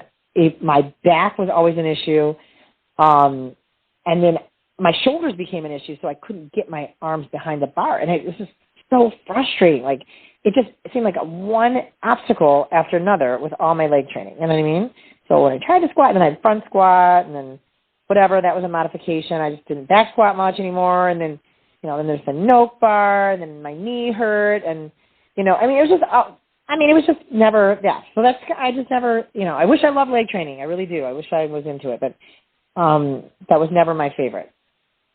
All right. And like you said before, sometimes we have to do things that we don't like, but you have to train them in order to maintain in terms of being in competition. And like you said, even though you weren't built structurally built the right way in that area, you had to try to maintain it some sort of way in order to, what was pleasing for the judges and you getting on stage. Mm-hmm. And we talked about, with your type 1 diabetes, but also just another element of the sport of bodybuilding is not just the training, but also the diet as well. I have to ask you this first question. What did your diet consist of then? Well, I was big on fish. I was really, really a believer, like Kai Green would have said it too. I mean, fish is just a very clean food. So copious amounts of fish, like flounder, orange roughy, cod, sole, salmon for my fatty fish. So I was a huge fish. I didn't do a lot of red meat back then. I do way more red meat now, but I really was like, this nutritionist, health conscious, whatever. So I loved fish. I loved, my broccoli, my cauliflower, my green beans. I was back in the day when I was competing because I didn't have as much, tools in my toolbox as I do now because I use inhaled insulin, but I kept things moderately low carb. I didn't go crazy on carbs throughout my career. When it came to carbs, it was like I used a lot of low carb foods. I used like low carb wraps, which still had carbs. I love the bean pastas. I used to diet on those, like Explore. Everybody used to think I was crazy. But we use them in California. They're like 23 grams of protein and tons of fiber. They're made out of black beans and lentils and stuff like that. So I was big on using those. And I was like, yeah, I can't believe you can diet with those. I mean, I used to use Miracle Noodle. I did stuff no one thought you could diet with. I was like, you guys are just all caught up in like, it's got to be chicken and rice. I mean, I dieted so different. And I got an X. I mean, I did Miracle Noodles. I did bean pastas. These were like my carb sources. I did low carb wraps for my pasta. I didn't use straight up some sweet potato, but not a lot. I never ate rice. I never did bread per se. It would be like low carb stuff. Then tons of cottage cheese, and no one uses that. I every single night ate a frickin' tub of cottage cheese. Arnold did it back in the day. It's a casein protein. I'm like, you can't eat dairy. Oh my God. I'm like, what are you doing in your protein shakes? I mean, oh, the stupid shit. I was like, whatever. I never listened to anybody. Because, I mean, I was like, they don't know what the, all this pseudoscience, So I ate cottage cheese every single night before I went to bed. I did all these weird little carb sources, like I said, that were kind of avant-garde, I guess. Tons of eggs, loved eggs. I loved eggs and fish. If you would ask me what my diet was, I hated chicken, couldn't stand it, barely ate any chicken. I hated it. I still don't like chicken to this day. So it was tons of eggs, either whole eggs or egg whites or whatever. Tons of fish. I mean, just ridiculous amounts. And then all these, and tons of cottage cheese, if you want to, really want to, it's so easy to break down what I ate, you know what I mean? Because it's so just what it was, And then I did beans.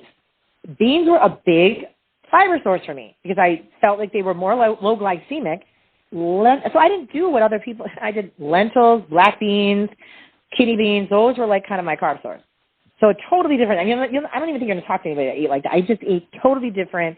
I did what felt good for me, and I tried to nutritionally balance things. So there was, with the fiber, you get a lot of, with the beans, you get a lot of potassium, you get a lot of phosphorus, you get a lot of nutrition, but more so than you're going to get from a freaking cup of rice. I mean, you're going to get zip out of there's nothing in there. Rice is like whatever, So I kind of just had a really nutrient-dense diet, I'd say, but totally different from how people would eat. You know what I mean? Like eggs and black beans. Who's eating that? That's what I had for breakfast. I didn't eat oatmeal. Oatmeal raised my blood sugar way too much. I'm taking copious amounts of insulin. I'm like, why am I doing this? I'm not doing it. So I did, eggs and black beans, chicken and veggie. Sorry, no chicken. Fish and like veggies. Maybe some of that bean pasta. Then it would be like a protein shake, and then I'd have like dinner would be salmon with mushrooms and some kind of veggie. And then before I went to bed, cottage cheese. There's my diet. Wow, that's interesting because there's a lot of people that I've talked to in the sport, and they would always say chicken and rice, chicken and rice, and then there would be other things. But you're the complete opposite. You didn't like chicken and rice. Never ate it once my entire 10 years of competing. Chicken and rice. Forget it. Not doing it. Didn't do it. Remember, I live by my own set of rules, and I look at the bigger picture. I don't do what everybody's doing. If I was doing what everybody's doing, I'd never be where I am today. So I did a totally different approach. And, it was much better, in my opinion, and it was more flavorful. It wasn't as dry and annoying and just blah, you know what I mean? And I looked forward to my food, you know what I mean? And it was absolutely more nutrient dense, you know what I mean?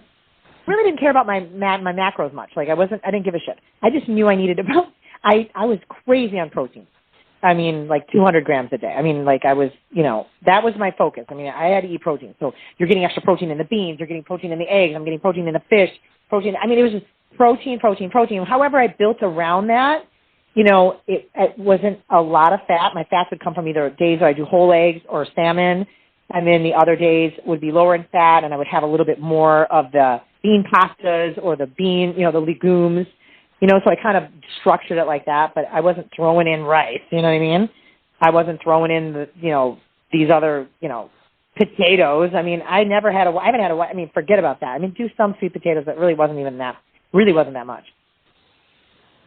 Wow, that's interesting right there. Like I said before, chicken and rice, that's kind of like a staple of the bodybuilding diet, but you were the complete opposite. Like you said, you like to do your own thing, and hey, that's what worked for you then. And I want to ask you now, what's your diet like now? Do you basically eat the same things, or have you kind of opened things up a little bit more, tried, new different things, or have your way with certain types of food? What's your diet consisting of now? It is so, now it's like like how I said, I abandoned the whole, I've got to be their balls to walls. And when you step away from competition, you have to heal from like one of the worst eating disorders of your life. You know what I mean? It just is. I mean, you know, people can agree or disagree, but as women, and even, I mean, just the complete monotony of your diet to, you know, now you've got off season. Oh my God, you know, walking away and just saying, I want to just be. I just want to live. I just want to enjoy food. I want to be able to go out to dinner. I don't care what I eat anymore. And I say I'm 152 pounds. I'm lean. I have veins in my abs. I'm lean all year round, where I used to struggle because such extremes, you know what I mean, led to extremes in your weight. And no more. I stay the same. I eat whatever I want. I put no restriction. And by doing that, you're good. You know what I mean? Like, I love my eggs and beans in the morning. Eggs and cottage cheese is my jam in the morning, actually.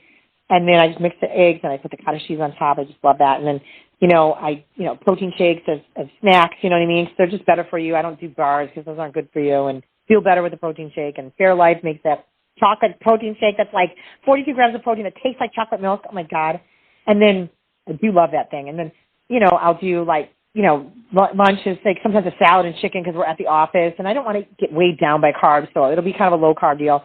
And when I get home, it's kind of whatever I want. You know what I mean? Like, if I want to do enchiladas, I'll do enchiladas. The other night I did Indian with the naan bread, and I did a paneer chicken and whatever. I mean, it was like, I know I don't do it anymore. And I don't put a restriction. And if I want to have a lava cake once a week or whatever at a restaurant, I want to go out and have, then I'll do it. You know what I mean? And don't look back and say, oh my God, you know, I'm going to get fat. You're not getting fat. I have not, you know what I mean? By loosening up my mind to allow me to eat whatever I want, I just don't overdo it. There's no binging. And there's no binge eating. You're eating because you want to eat. You stop when you're full. You know, you just live your life, you know, and it is so much better. And that took years to come to terms with that because it was such a distorted eating, you know, for so many years. And walking away from it took like 5 years to adjust. So like, oh my God, there's not going to be a competition. You're not going to deprive me. I'm going to be able to eat whatever I want. And I think and if you've never tried it, I really highly suggest you do. I started on inhaled insulin in 2016, and life-changing. And Ali Amin was the first to expose it to the bodybuilding world, and I didn't get to talk about it much. Inhaled insulin, life-changing. Works faster. It's out of the body sooner. Less hypoglycemia. My A1C is a 5.2. You just don't have to try. It's just easy. There is no trying with inhaled insulin. You just inhale it. You know what I mean? And it fixes a lot of the problems, you know, and if it doesn't work in an hour, if your sugar's not looking good, you just take more. So with injected insulin and closed loop pumps and everything, the problem is the insulin. When you inject insulin, it goes through sub-Q, and sub-Q insulin never shuts off the liver. So by that never shutting off the liver, you're stuck with too much glucagon, resulting in too much glucose being produced by the liver on top of eating food. It's a recipe for disaster. So every time you go into a meal, you're just looking for your blood sugar rise. Inhaled insulin stays exactly the same. It's amazing. You can eat whatever you want. I have a lava cake. You take 24 units. I don't want to get into how it's dosed, but the dosing is highly, highly, highly different. It's 2 to 1. So if you're going to take 10 units of injected, it's 20 units of Afrezza. But sky's the limit. And so that's what really changed too. Like, I just don't have to mess around with my insulin. Just take the insulin, you know what I mean? So, it's not fair to say that, yes, my eating disorder was healed by now. It's really, a lot of it's healed by inhaled insulin. So for those listening that have type 1 or type 2 and you're still injecting insulin, you do not have to. You can inhale it. You just have to get a doctor to understand it. And many of them don't. But, and so your life is so great. You take your insulin, your once weekly injection of insulin, which is your long-acting, on a Wednesday. Everything else is inhaled. So you want to travel over the weekend, you bring no needles, no pens, no insulin, none of it. You just bring Afrezza and you just inhale it. Simple. So life is really good. You know what I mean? And then you got we're in a Dexcom. So, life is a lot simpler with the management of your disease, But for those out there listening or, curious, you really, you have to push your doctors to think differently.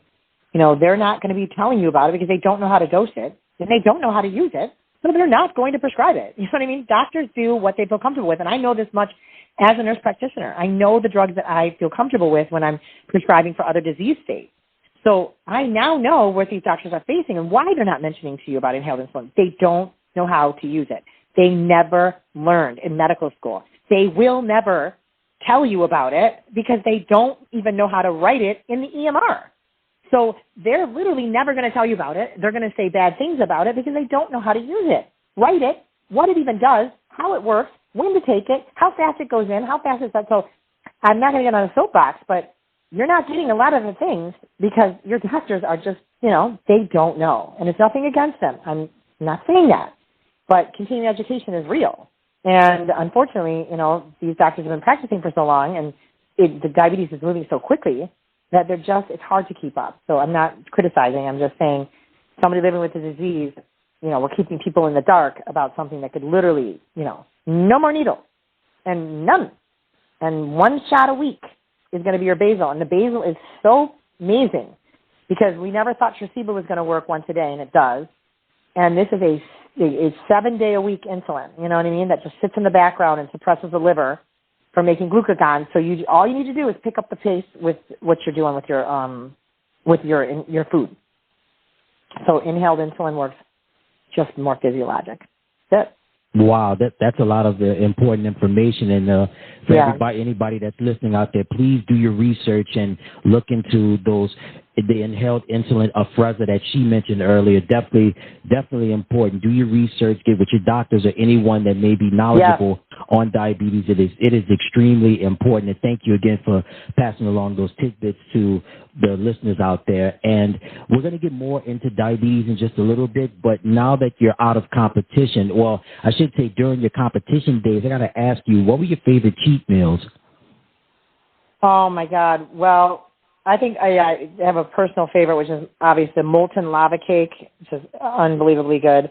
I was addicted to peanut butter, which I no longer am. So anything that had peanut butter in it, fair game.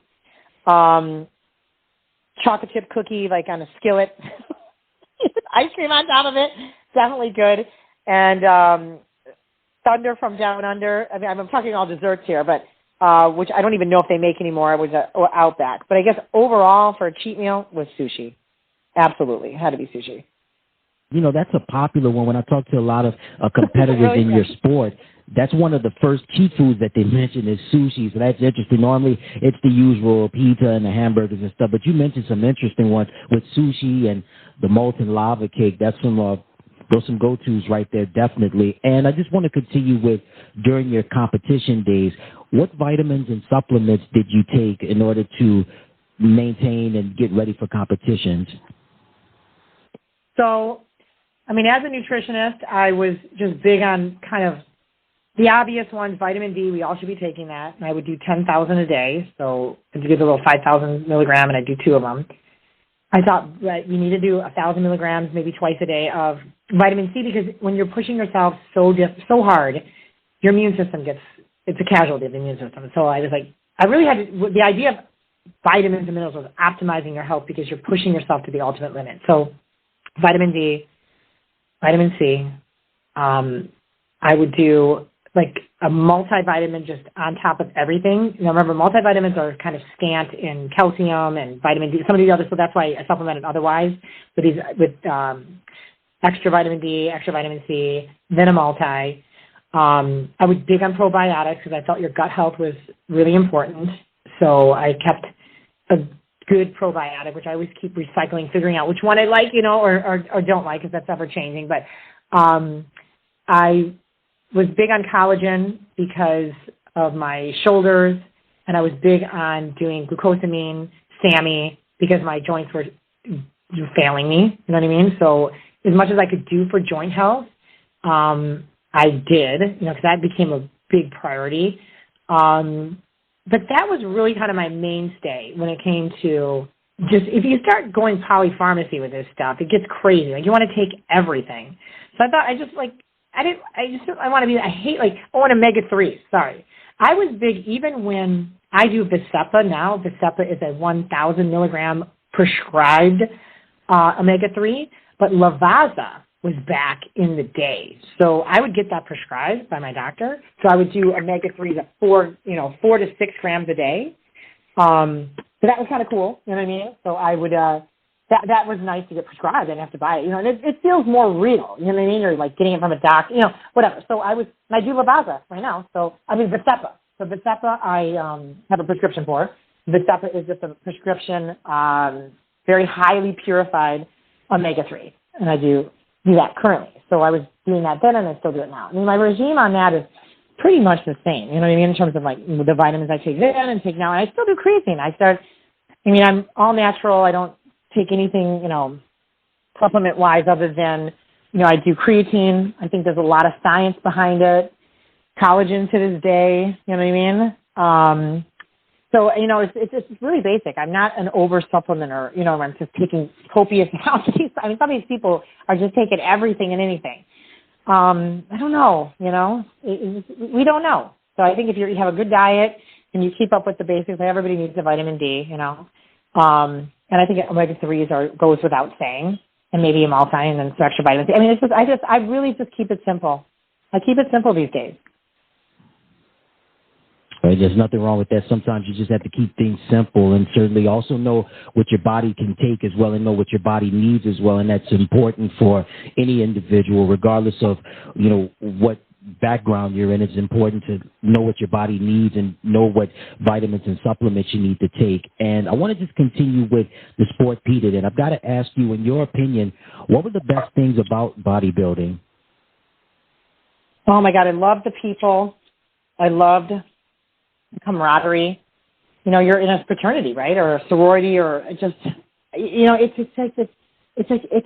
was so cool. You know what I mean? Like you're all in it for the same kind of goal, which is, obviously maybe winning a show, doing a show, being a part of it in some level. The people along the way are just, some of the people I trained with, the people that I helped in the competitions, I helped, just building their self-esteem. It's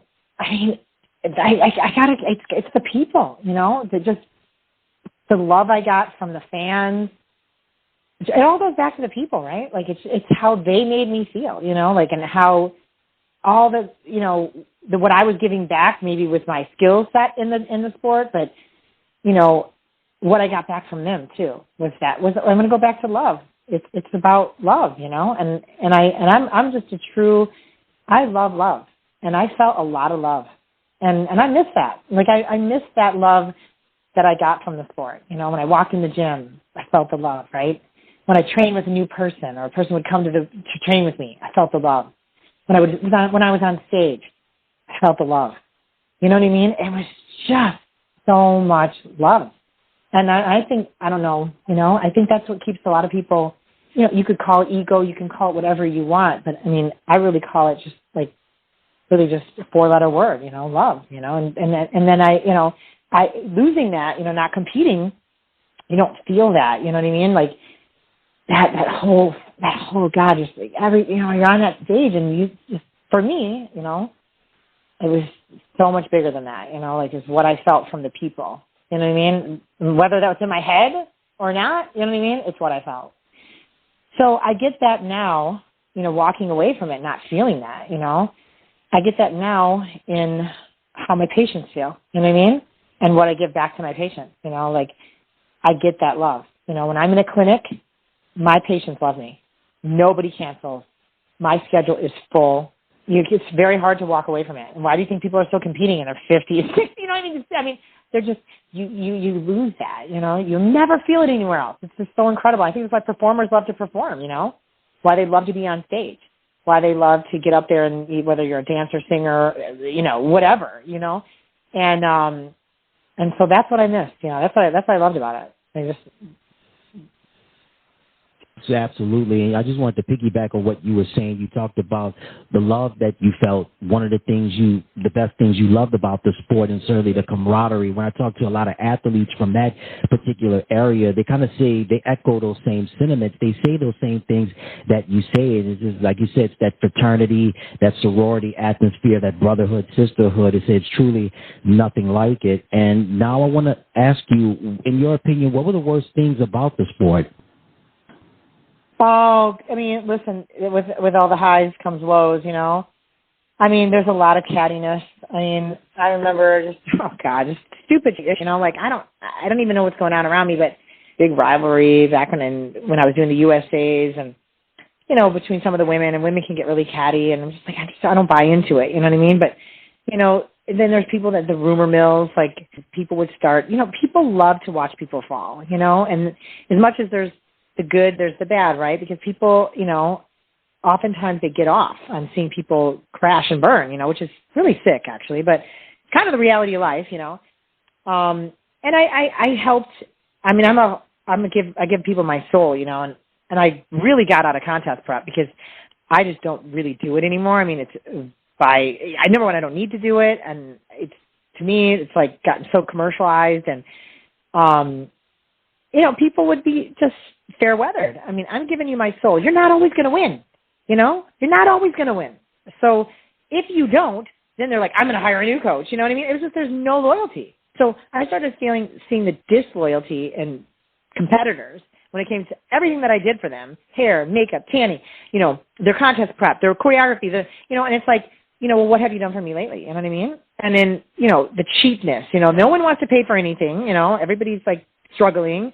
So it was like, everybody wants a deal, and it's just that type of person is so annoying. You know what I mean? They're so, because they're competing, they're so entitled. Meanwhile, I'm doing so much, you know what I mean? So you're kind of like, I have to ask you to pay me, but it's like, really? Oh my God. So there's a lot of that goes on, because it is an ego-driven sport and everybody wants to win. And then there's somebody else, just foaming at the mouth to grab your client. I mean, I just was like, this is ridiculous, I mean, this is absolutely ridiculous. So, I mean, I was like, do what you got to do, and I just started getting annoyed by the fact that there's just, the loyalty was lacking, the appreciation, what have you done for me lately? I deserve a favor. Why is it this much? Why can't it be that much? And I mean, so I think there's a lot of that frustration. I mean, that goes with any industry, but I just felt like, wow, wow, it's a competition. You know what I mean? Look deep into yourself, like people can't look at themselves. I mean, they literally think they should always win, right? And you're like, listen, let's be honest. You look great in a mirror, alone, at the gym. You look freaking amazing, right? Because it's just you. Compare yourself to, I mean, like I could take a hard look at myself. There's some shows I don't even know how I won. You know what I mean? Honestly, I'm not even going to get into it. I don't even want to talk about it, but I don't know how I won. I was lucky that day. I didn't do anything. I had no idea. It was my day to shine that day for whatever reason. Maybe it was the color of my suit, the way I smiled, the music I chose. I have no idea. But people have to take a look at this stuff. This is a subjective sport. There's nothing objective about it. Okay? Nothing. And there's whatever the politics are. Maybe there are some. Maybe there aren't. Maybe you just weren't that good. I mean, I'm sorry. Comparatively, you're good. You're good. But next to this guy, come on. And they can't look at themselves. I got so sick of that. I'm like, I'm okay to look at myself. I know where my flaws. Like, I can literally take a strong look at myself, and a lot of people can't. And I'm not saying that's easy. And I'm not saying how hard you work. I get it. I work so hard. Oh, my God. Everybody's working hard to get on stage, all right? There's nobody that's working harder. Maybe there is, maybe there isn't. But equally so, everybody has their own challenges to get to a show. So whatever the case may be, I'm not saying. I got tired of it. Like, you have to realize there's hardly anybody is going to make it. You know what I mean? Like, there's a very select few that get to the top of this mountain, right? So enjoy the journey. And you don't have to stab me in the back while we're doing that. You know what I mean? So that just got so, like, I just really was, it got really annoying. You know what I mean? So I really wanted to do something bigger, and that's when I wanted to go into medicine where people really appreciate me. They're coming to see me because I'm changing their life. And when I would try to change their lives in bodybuilding, if they don't win, forget you. You don't have the magic. There's no magic, everybody listening. There's no magic. You can do everything, the same thing the next guy does, you know what I mean?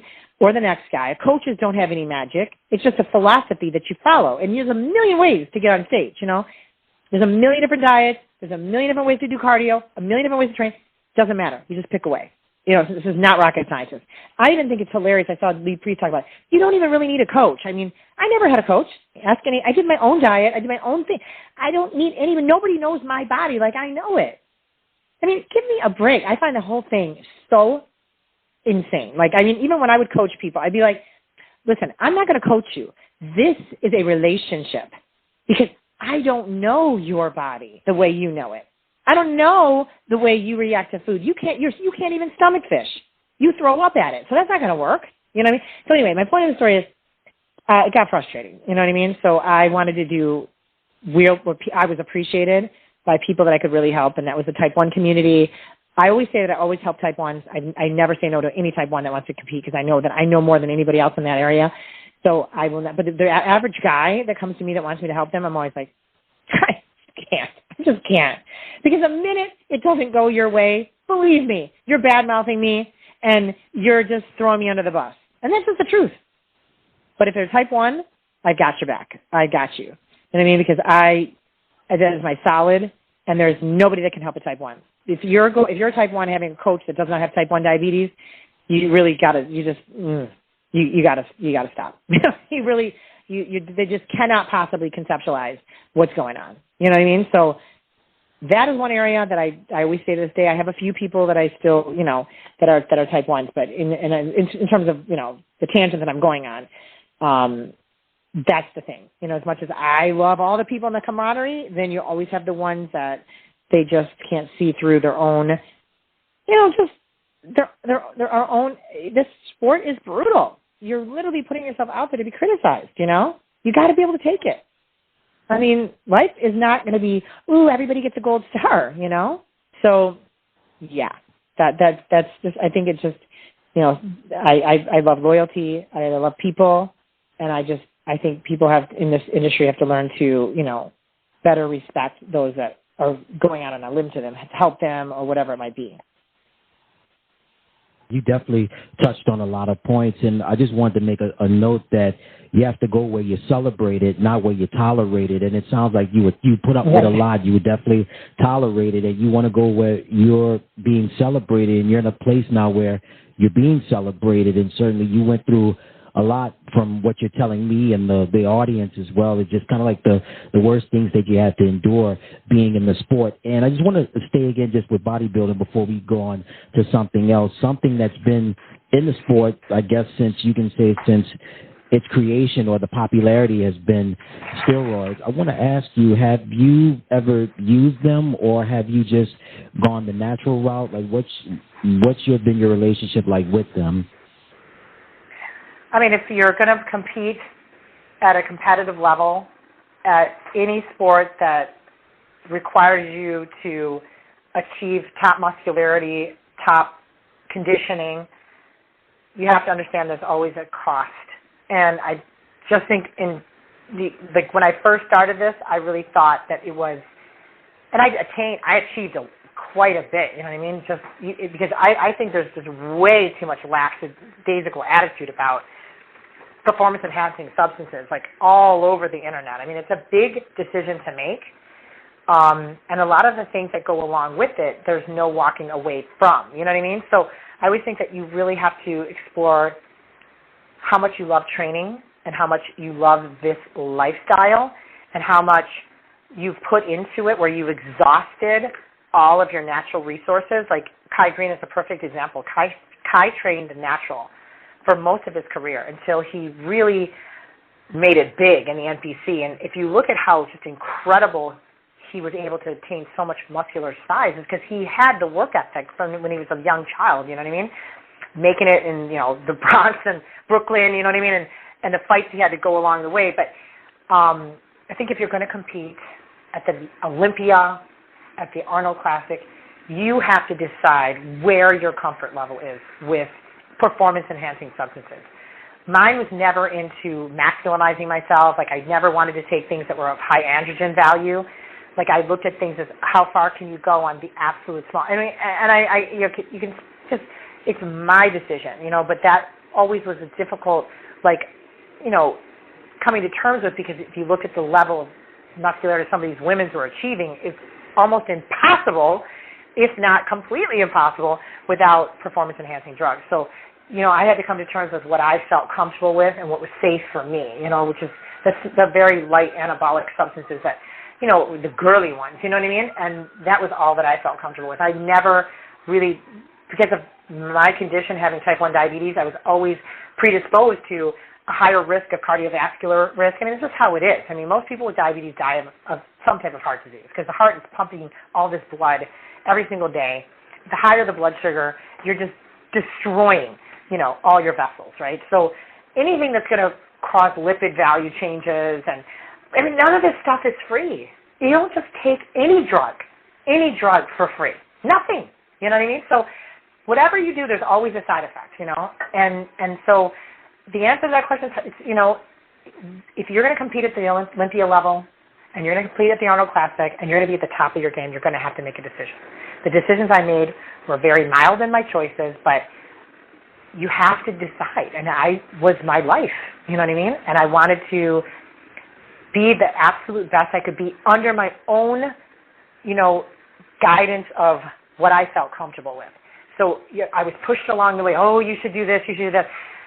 I did not, and you have to be strong-willed, because along the way, many, many men and coaches and whoever else will have a formula that they want you to follow. And I think you got to do your own research and say, hey, this is what I feel comfortable with. And for this period of time, I can do an 8 to 16-week prep, and this is what I feel comfortable with. But then I want to, take a break. You know what I mean? I don't want to be on the, So that's kind of the approach I took. And I could have been a lot more muscular, a lot more, but I had to go to sleep every night with the decisions that I made, and I did not want to have any regrets. I did not want to be shaving my face.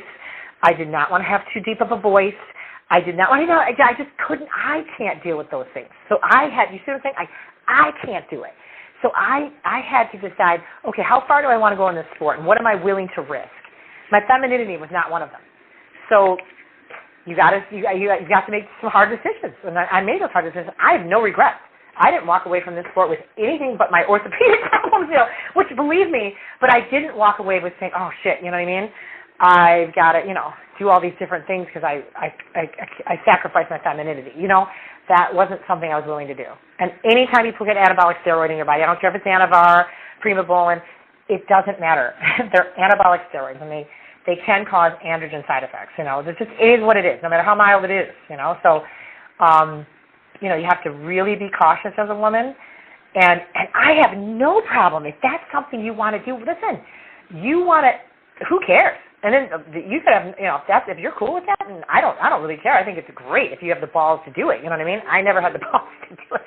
I just was like, oh my God. I was always a little afraid. I was gun shy, and I knew what I was able to do because I competed naturally. You know what I mean? So I just felt like, whatever. If I a little bit, maybe that's all I really ever need, and that's all I kept I kept to my guns on that, and then I did pretty good.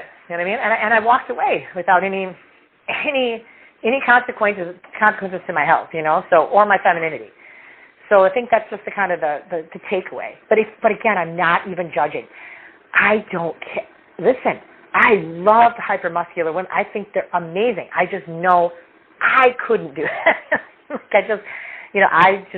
What comes with it, you know what I mean, is a lot, you know what I mean?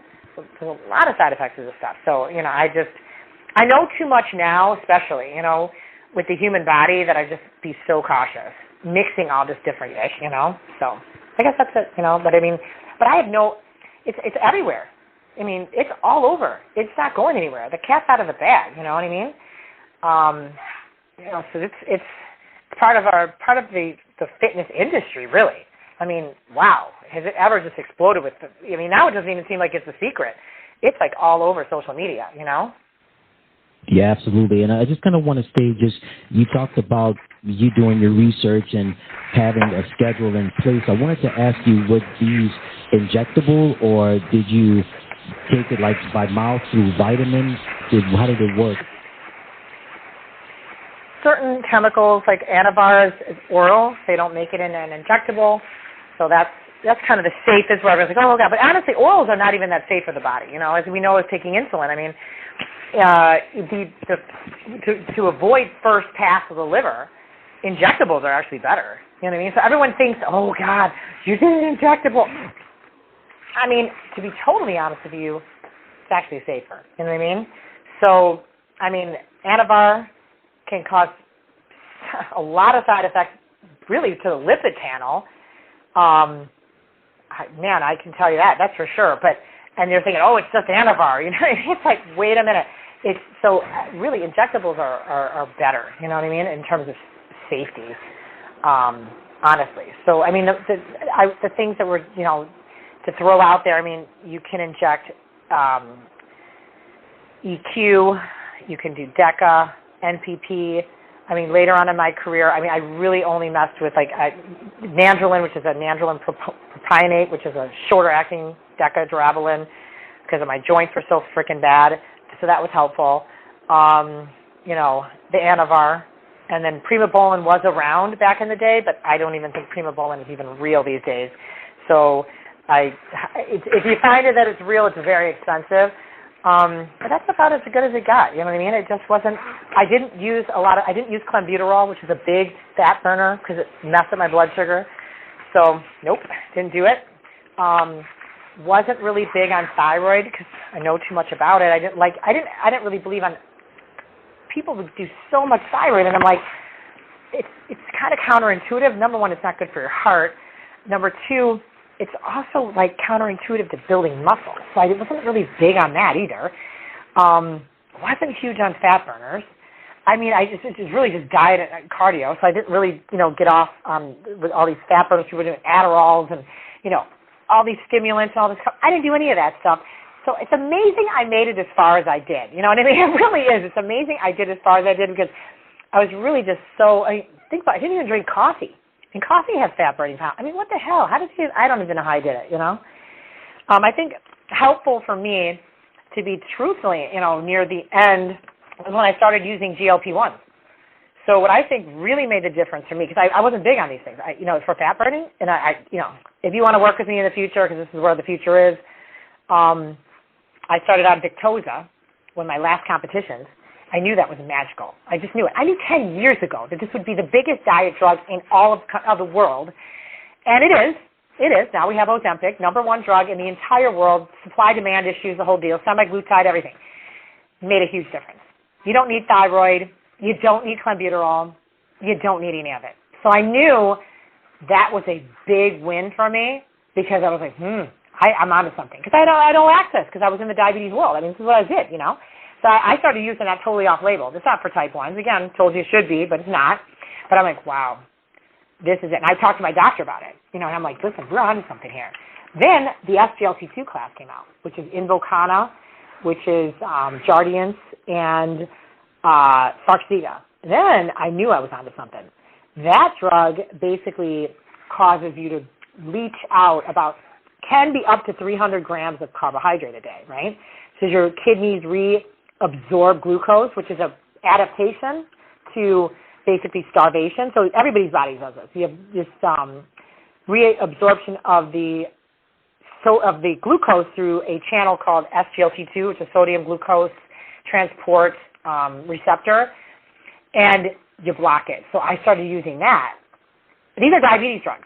Type 2 diabetes drugs used off-label. Amazing. So in terms of losing fat, not a problem. You don't need clenbuterol. You don't need thyroid. You don't need tons of stimulants. You just need to work with your own body's ability to use glucose and increase insulin sensitivity, right? You're making your body more magical.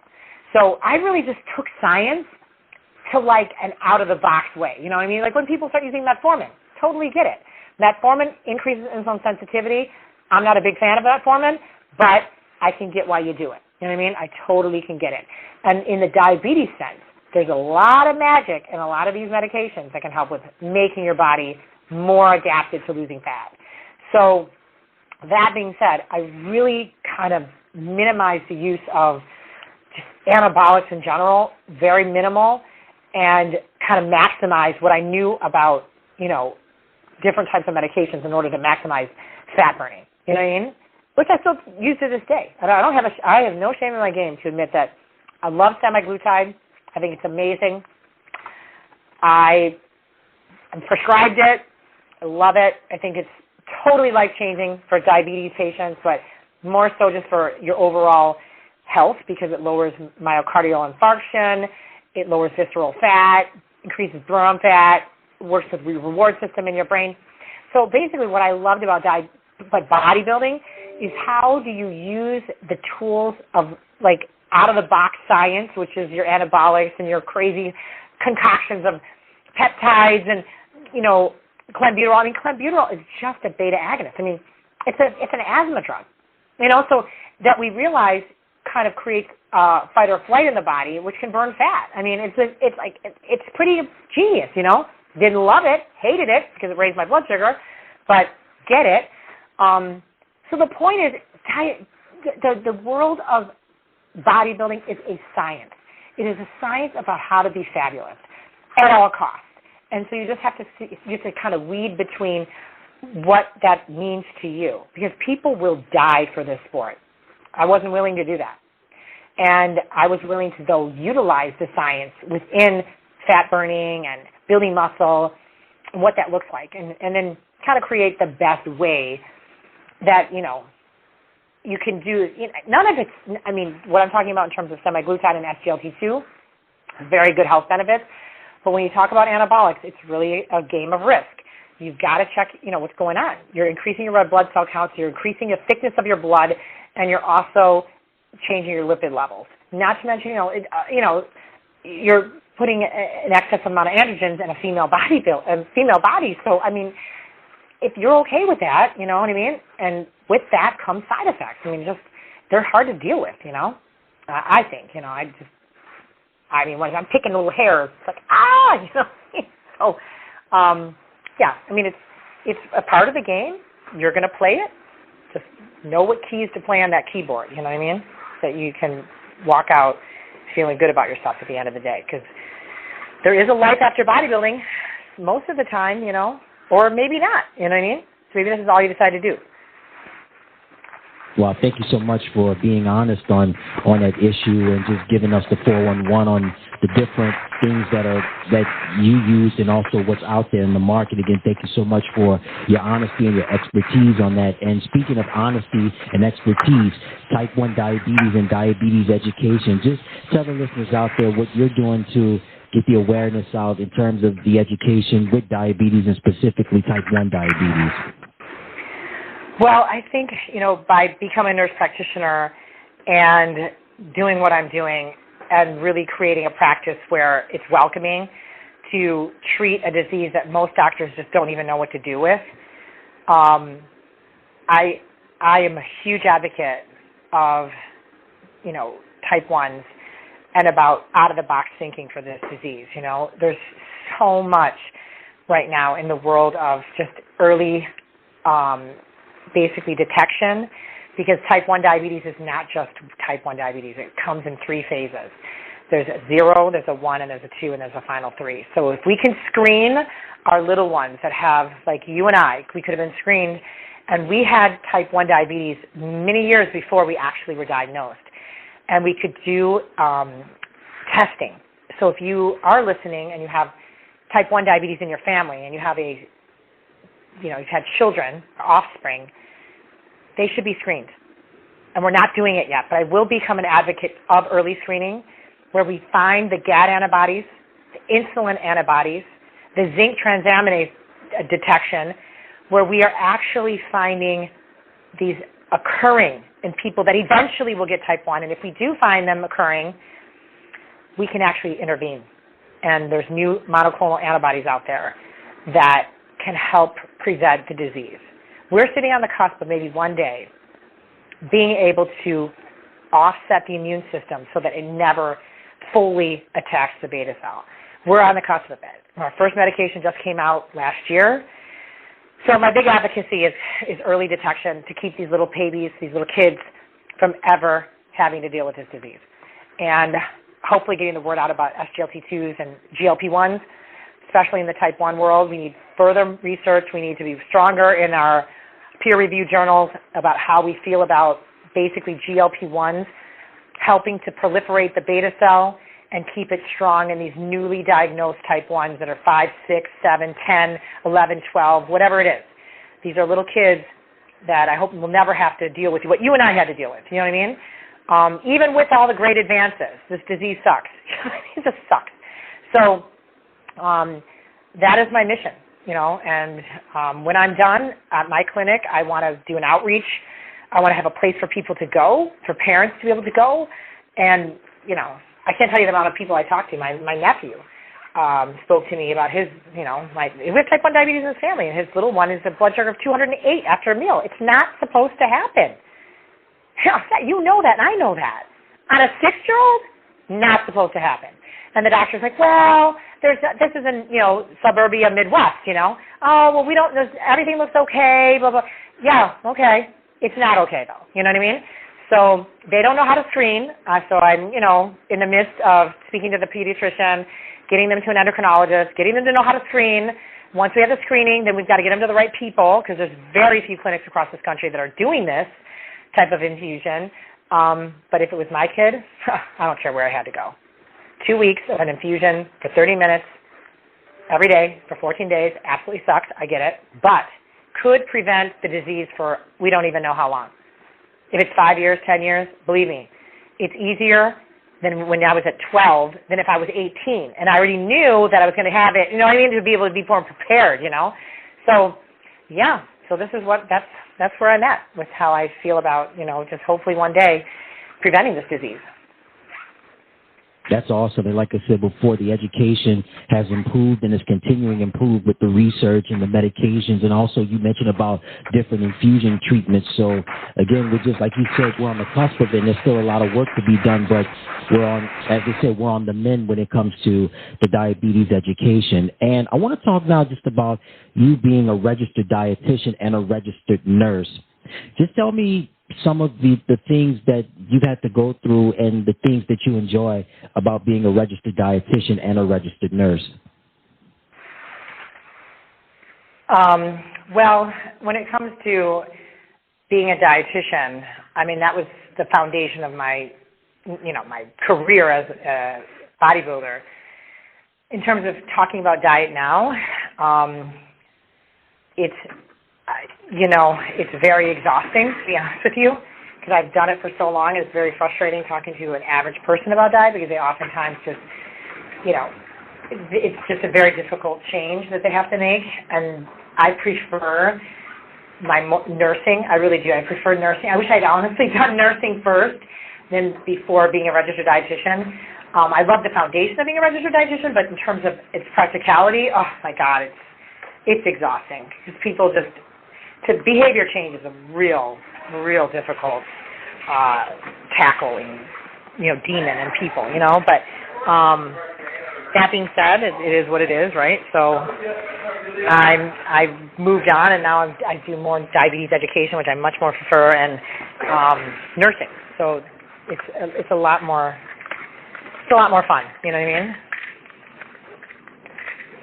Absolutely. Sounds like you're having a lot of fun, and definitely seem to be at peace with what you're doing. And this was so much fun. Colette, thank you so much for taking time out of your busy schedule to be with us on the program. Tell everybody where they can find you on social media, any websites. Let the listeners know that as well.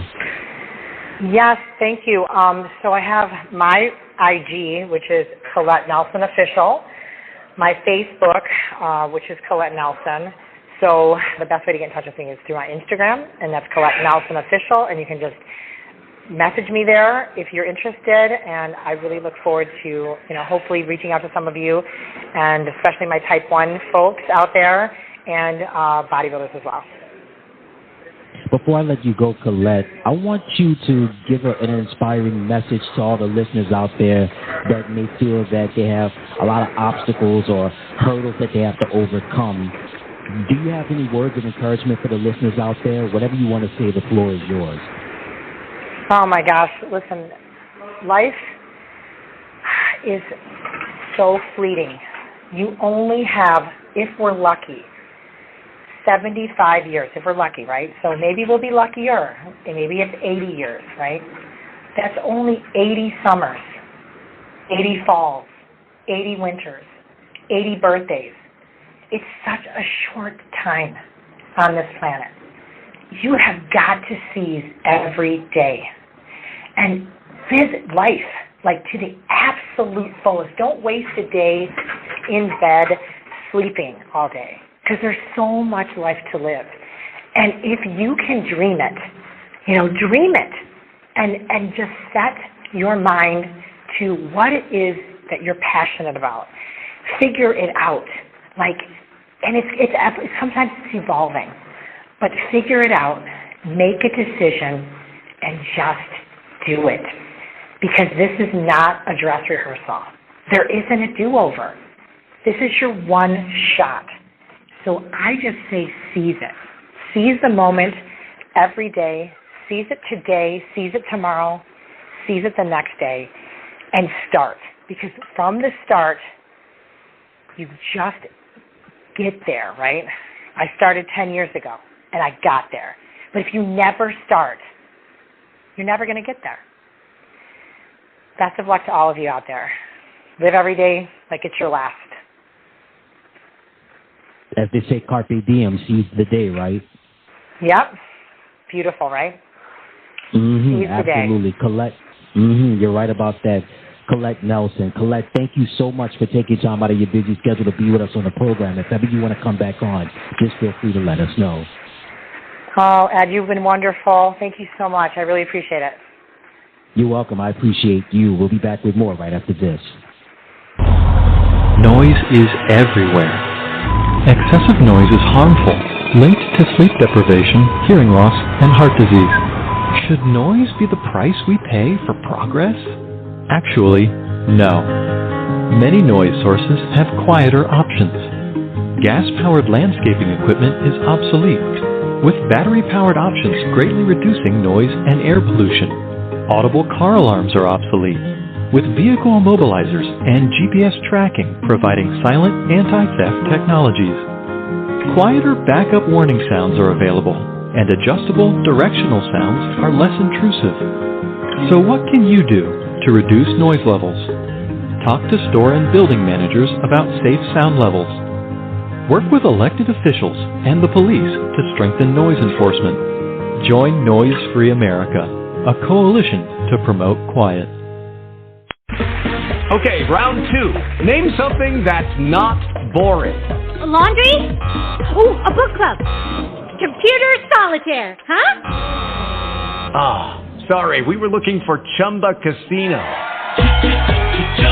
That's right, ChumbaCasino.com has over 100 casino-style games. Join today and play for free for your chance to redeem some serious prizes. ChumbaCasino.com. No purchase necessary. Void where prohibited by law. 18+. Terms and conditions apply. See website for details. Judy was boring. Hello. Then Judy discovered ChumbaCasino.com. It's my little escape. Now Judy's the life of the party. Oh, baby, mama's bringing home the bacon. Whoa, take it easy, Judy. The Chumba life is for everybody. So go to ChumbaCasino.com and play over 100 casino-style games. Join today and play for free for your chance to redeem some serious prizes. ChumbaCasino.com. No purchase necessary. Void where prohibited by law. 18+. Terms and conditions apply. See website for details. 2% cash back on all purchases. On your BR Telco credit card, no cap. No cap. Unlimited 2% cash back even on this sweater? No cap. Even those sweet jean shorts you're wearing. You like my jean shorts? No cap? Actually, that's cap. Get unlimited 2% cash back with the BR Telco Cashback Visa. There's no cap, and that's no cap. Apply now at brtelco.org/no-cap. Subject to creditworthiness. Hi, this is Joe Helm with Helm Paint and Decorating. Happy to announce our new 4 locations in Baton Rouge. We are new to Baton Rouge, but not new to paint. We are a family-run business with over 50 years experience, assisting customers with the best quality Benjamin Moore paint, supplies, and design services.